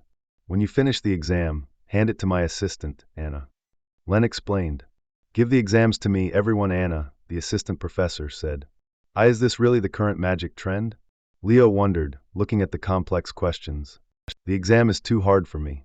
I only know ancient magic, shocking the other students. It was easier than I thought. But what was the answer to the last question? I solved everything but that. One student mumbled. I solved only one question, Leo admitted. I should have learned more about modern magic before coming here. He thought, handing his paper to Anna. I should study magic on my own. He decided, leaving the classroom. For the past 100 years, magic spells have greatly evolved. Magic that once required perfect understanding can now be used just by describing the activation conditions. However, this development has worsened the overall level of magicians. Len lectured, demonstrating a complex spell. This is the essence of the magic I created. I've created it from finish to start. I want you to become someone capable of researching and making your own magic. That's why I made you take this test, he explained. 49 questions, worth 1 point each, based on simple memorization. And the last question, worth 51 points, analyzes the true essence of magic. I hope everyone here becomes a magician capable of solving it, he concluded. No wonder that's the only question I couldn't solve. Chloe thought, reviewing her exam. Did Leo give up? I wanted to attend magic classes with him. That's too bad, she sighed. Professor, there's a student who solved the 50th question. Anna announced, surprising everyone. Where are you? Among you, there's someone who, for the first time in history, got a perfect score. Please stand up, who is it? Len exclaimed, his eyes scanning the room. It wasn't a perfect score, Professor. It's too bad, but also good. So come on. That's not it. He only solved the last question. Anna corrected him.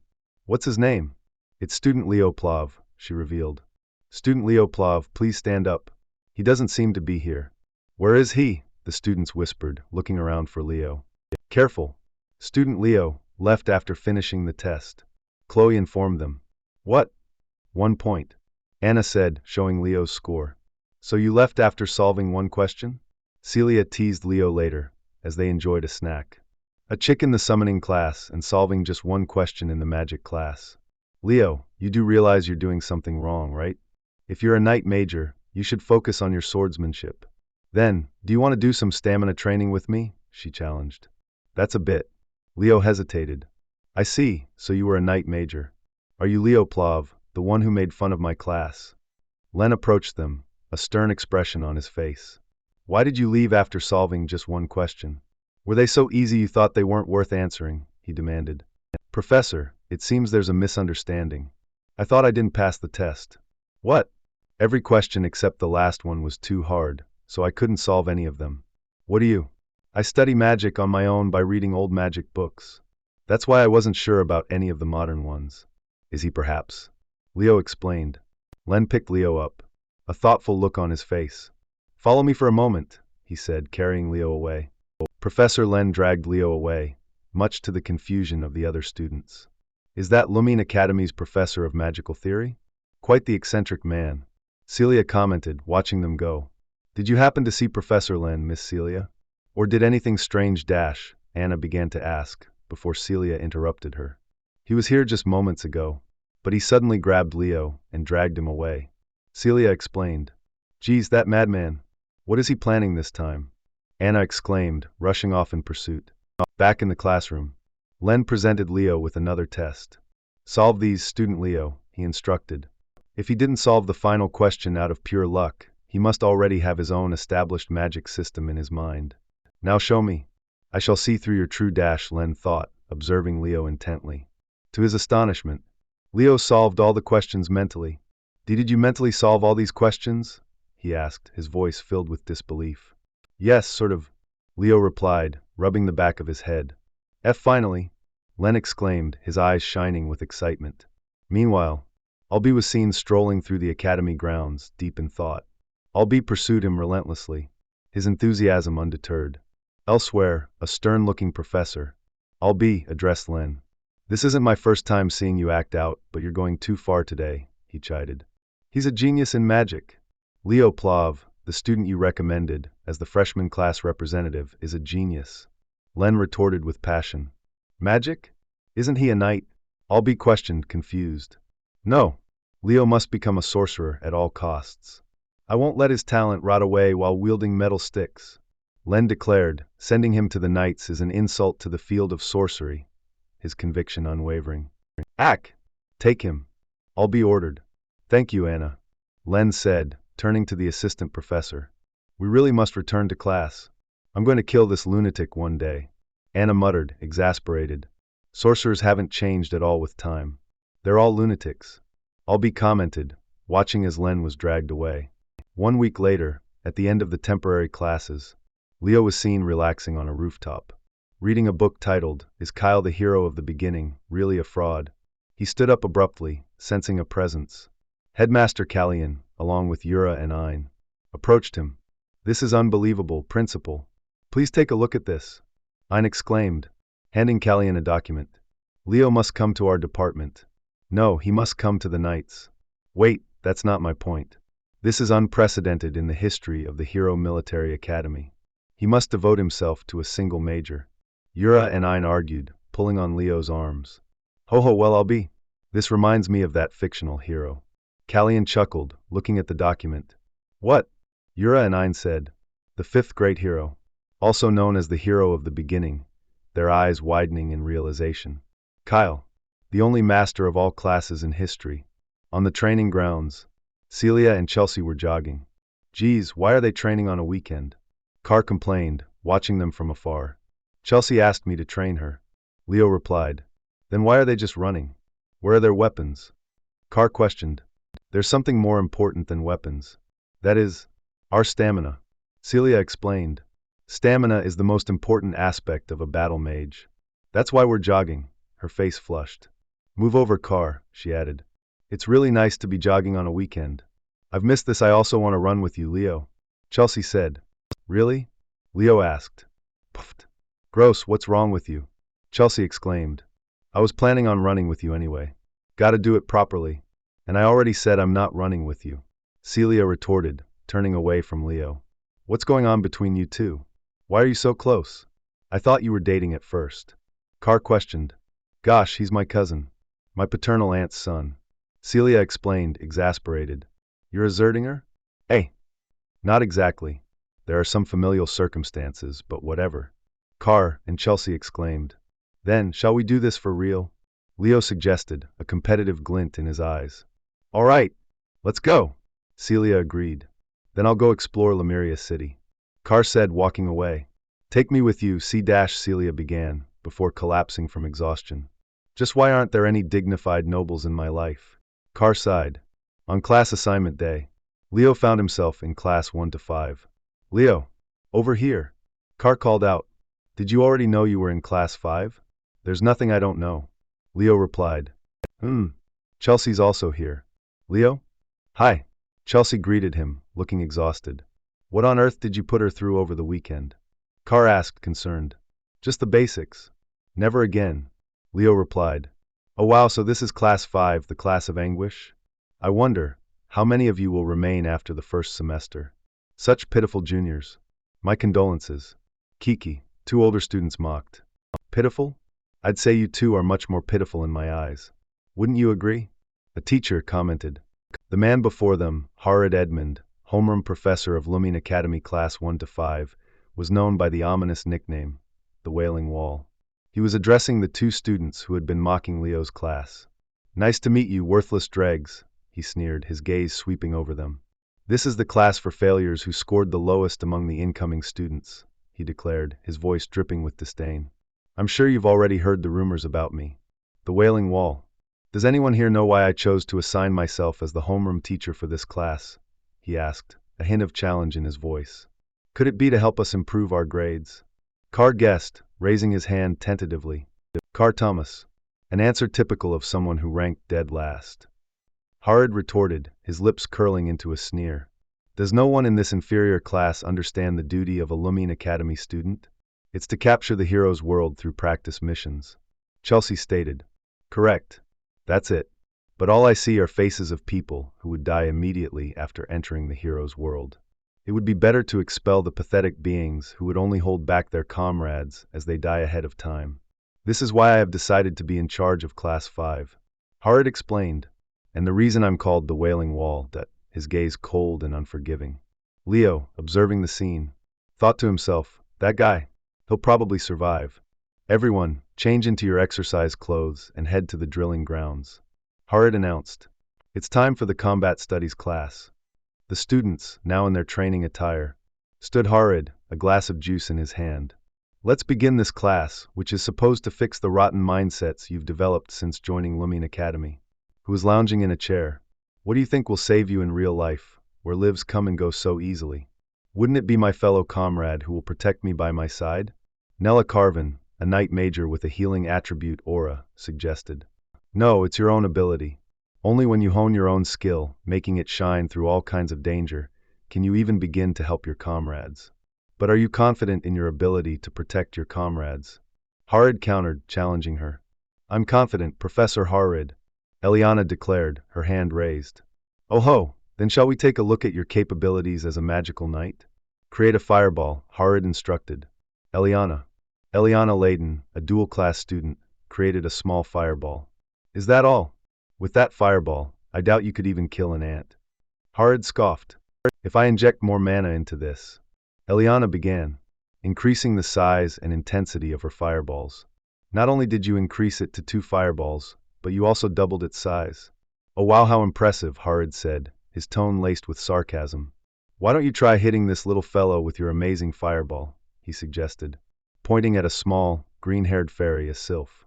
The sylph easily dodged Eliana's fireballs, much to her frustration. "Ugh," she grunted, as the sylph zipped around her. "What's the point of increasing the number to 2 if you can't even hit? Do you finally feel it? What you all lack is the ability to use your skills effectively." Harrod lectured. "You need to hone your abilities and push past your limits. Did you already forget? Until you catch this sylph, this class will not end. Draw out everything you have, descendants of Lumine," he commanded. His words may be harsh, but everything he said is true. Leo thought, observing the scene. "Shall I give it a go as well?" he wondered, stepping forward. "Let's see, Leo Plav." Harrod mused. "Whether you're full of shit like the fictional hero Kyle." Watching Leo intently. Leo, using his unique running technique, moved with incredible speed, attempting to catch the elusive sylph. "Damn! Why is she so fast? Huff, huff, how are we supposed to catch her?" "Huh!" Carr exclaimed, watching Leo's efforts. Leo, channeling his inner power, moved even faster, finally managing to grab the sylph. The students gasped in astonishment. "Heh!" Leo smirked, holding the sylph in his hand. The sylph, however, slipped through his grasp, much to his surprise. Let go," the sylph squeaked as Duran grabbed it. "It seems that we Class 1 should teach you a thing or two," a voice said. Sejin, homeroom professor of Lumine Academy Class 1-1, approached, a smug look on his face. "Oh, is that so? Then will you teach the class in my stead?" Harrod asked with sarcasm.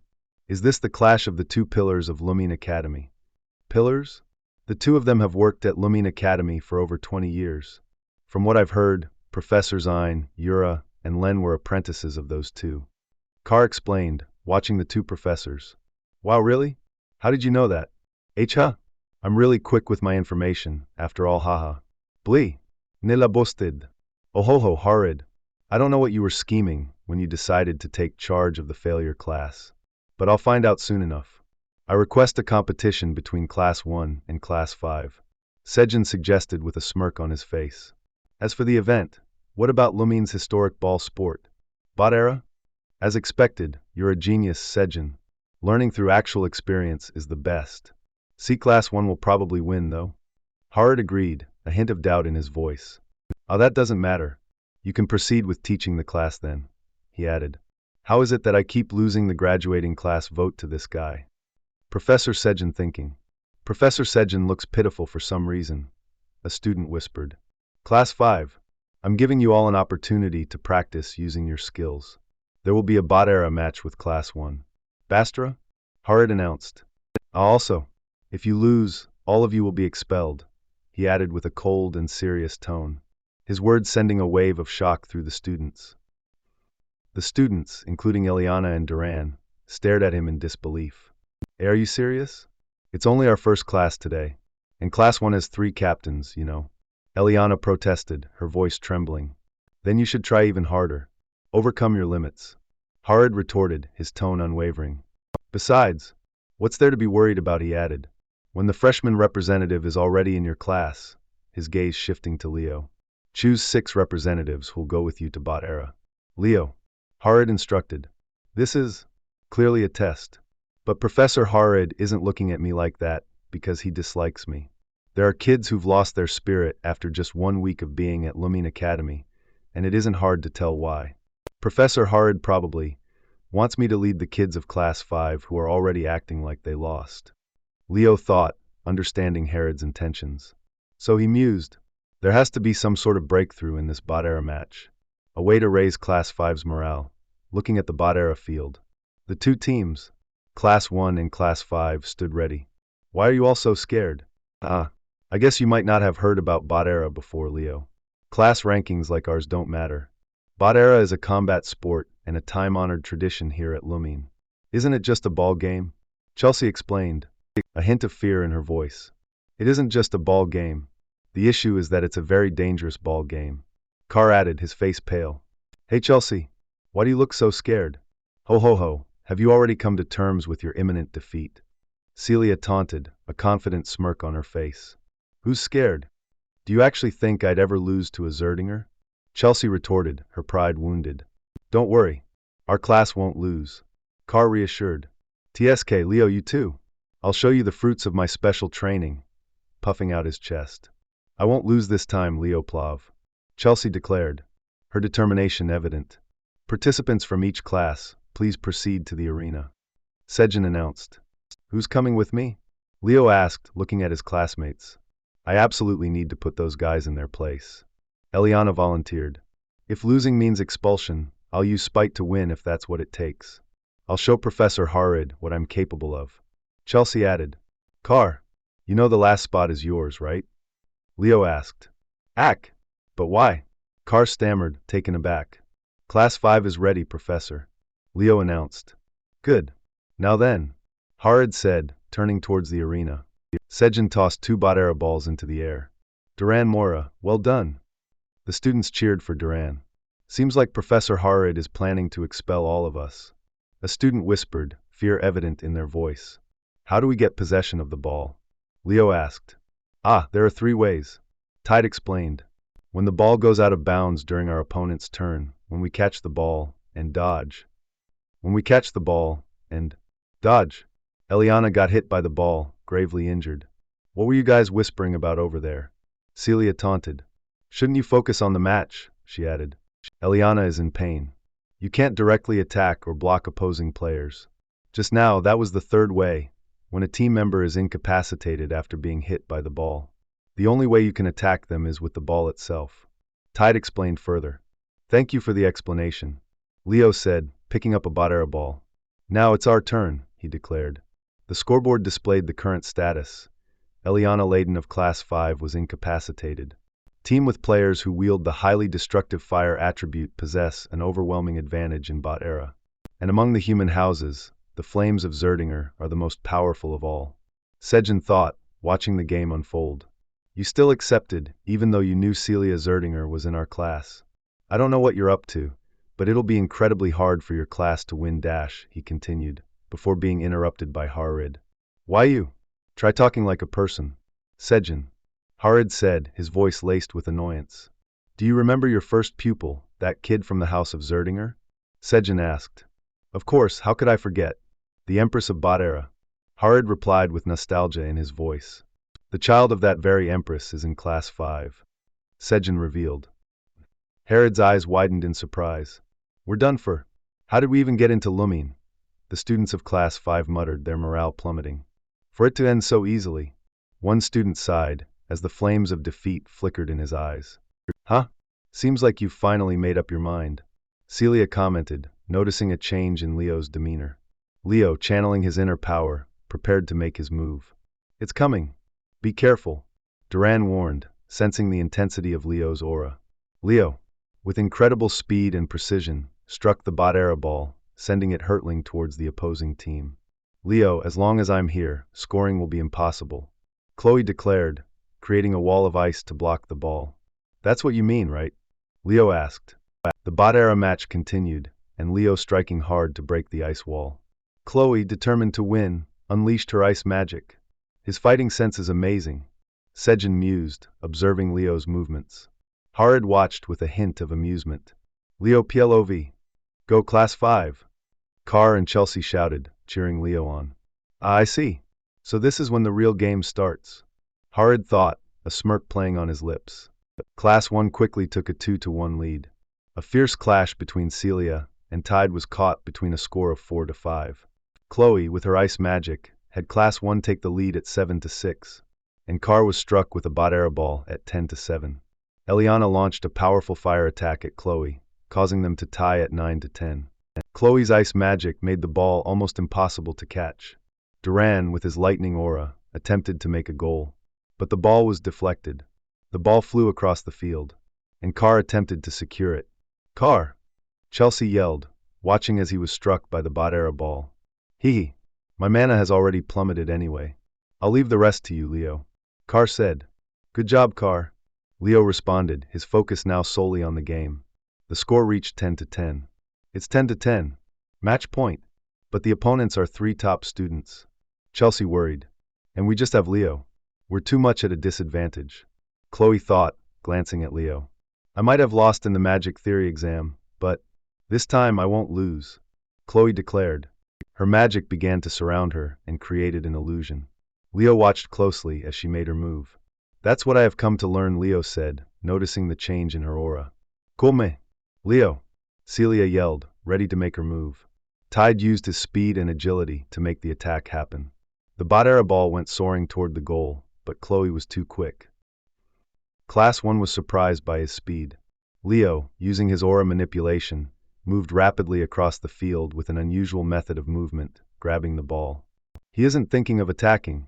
He's focused on scoring, Chloe. Celia exclaimed. An illusion spell? How shallow. Where's the real one? The real, the real. Chloe thought, but couldn't quite find him. This magic? She exclaimed. Class 1 members fell for Leo's illusion and lost their position. Chol went into a panic from the speed. Leo charged the ball, ready to strike. Magic of the stars, Chloe said, her eyes widening. How can a human use magic of the elves? Leo wondered. The scoreboard flickered.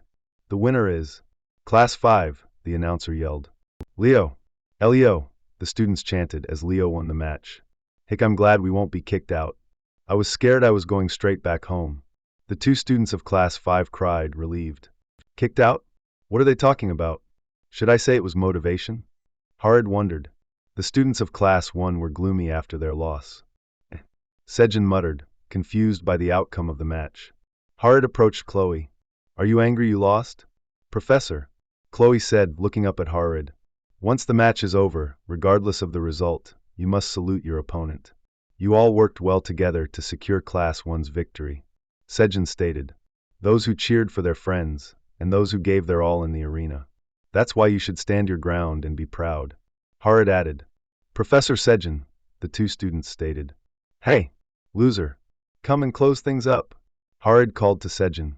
That son of a... Both classes have done well. Class 1 showed their talent and capabilities, and Class 5 didn't give up until the end, and gave their all despite the challenges. They managed to understand their limits and successfully overcome the situation. I hope you're all going to harmoniously work and compete with each other. Everyone, shake hands, Sejin declared. The students from both classes lined up and shook hands. You lasted longer than I thought. I thought you would lose sooner. Celia commented. That's what I want to say to you. You were so tough I thought you were a squid. Chelsea responded, shaking Celia's hand. Ha ha, Prince, we won this time. Tide said, shaking hands with Car. Car uttered, looking down. Chloe's eyes were saddened by her loss. That was awesome, Chloe. With a bit more experience, you're definitely going to become someone amazing. Leo said. Are you making fun? Chloe asked, her voice quiet. Question mark. Leo said with a smile and held out his hand. Chloe, seeing his hand, grew even more flustered. One day, I'm definitely going to beat you, Chloe declared, shaking Leo's hand. 1 month later, while eating lunch, Car asked, By the way, what club are you guys joining? I'm thinking of making a club, Leo responded, taking a sip of his drink. Make a club? Car shouted. If Leo's going to make a club, I want to join in it. Chelsea chimed in. What kind of club is it? She asked, her excitement evident. The Hero Research Society, Leo stated. The Hero Research Society? The other two asked. I want to investigate more about the forgotten hero and the hero of the beginning, Kyle. Leo continued. Kyle? He isn't someone forgotten, though. He's fictional. Car responded. It seems like no one's going to join your club. Car added. Does this mean I'm going to be alone with Leo? Chelsea wondered. Me? I want to join, she exclaimed. Whoa! They're back! The students of Lumine started cheering. The students of Lumine are excited and cheer for the returning upperclassmen. Oh right, it's today, Car yelled. What is? Chelsea asked. The day the 5th-year students come back after clearing a hero dungeon. Car states. The fragments of the hero record scattered across the world would, from time to time, run amok and generate dungeons. These were known as hero dungeons. The seniors of Lumine, to clear these dungeons and retrieve the hero record's fragments, would leave for at least 2 weeks, sometimes even over a month. Mother probably went through similar things too. Raina mused, remembering her own time at the academy. As the seniors returned, Car gushed over them. Whoa, so they're the top of Lumine. He looked on in awe and wonder as some of the seniors walked past him. The muscular Easterner at the front is Senior Lee Jamua. Car exclaimed. The Southerner woman next to him is Senior Toro Yen, he added, pointing at each of the students passing by. And I think the pale person wearing a hoodie is Senior Alta? Car asked, trying to recall the details from the guide. But I don't see that person, he stated, looking around for him. Leo suddenly stopped him. That person, he muttered. The man standing at the top of Lumine. The student council president, Reese. Leo spoke calmly. Ah, that's right. Leo, you. Not there. Car stuttered. Huh. Where did he go? He asked Chelsea. Suddenly, Leo was approached by Celia, who grabbed his arm. Celia? What happened? This is a bit, he stated. There's somewhere you must go with me. Celia said. Where? Leo asked. Lemuria City. The student council president said he wants to meet you, she responded. The student council president? Why is he looking for me? Oof, you really aren't interested in school-related matters. You'll see once we're there, Celia explained. As they arrived, Leo said, I wonder why he asked to meet in such a place. Why? It smells good. Exclamation point. Celia exclaimed.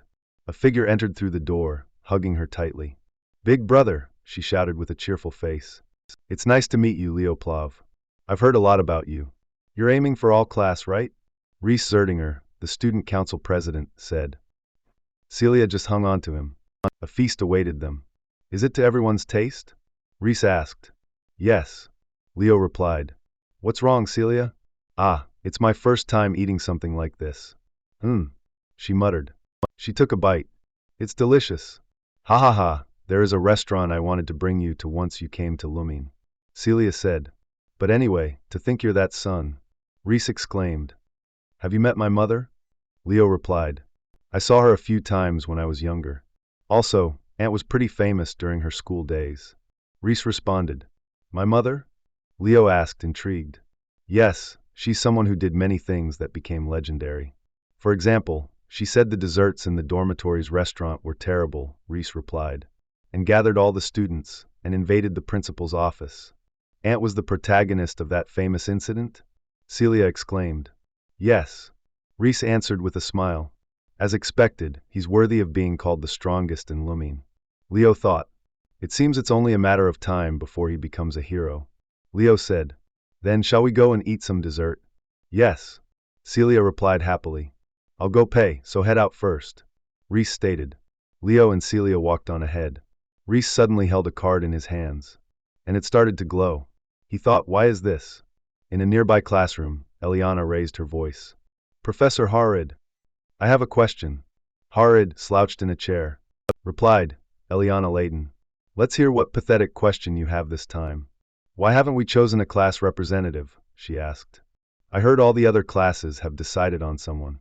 Eliana continued to ask. Ah, that's right. I forgot about that. Harid said, his tone indifferent. Leo, you do it, he declared. What was that? Professor, shouldn't we choose them democratically through a vote? She asked. Harry threw a pile of papers onto the table.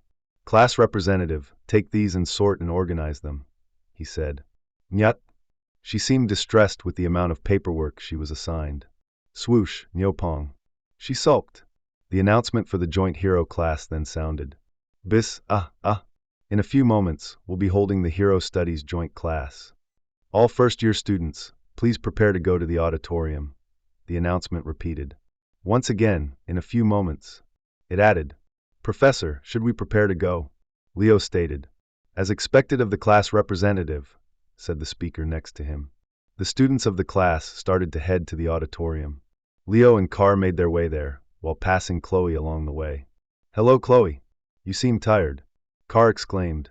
Do you have any fatigue recovery potions left? Would you like to sell them to me? He asked. Those two are all I currently have. Chloe said to Carr as she showed 2 small vials. The year just started. Aren't you pushing yourself too much? Leo replied. Chloe simply gulped down one of the vials of potion. She then stated, before wiping her mouth. I'm fine, she announced. Whoa, how amazing. She's the top student in magic theory. Carr exclaimed. I guess Chloe has no choice but to be anxious. He added. The moment Leo learns the latest magic trends, he might even catch up in the magic theory exam. He speculated. What's wrong with being second? Carr said to Chelsea. You idiot, she's a tower sorcerer. Chelsea responded. I'm a battle mage, so I don't mind falling behind a bit in theory. But magic investigation and research are the core of the sorcerer's tower. Her pride is at stake. Are you really a sorcerer? Chelsea asked Carr. Of course I use magic to live, he responded.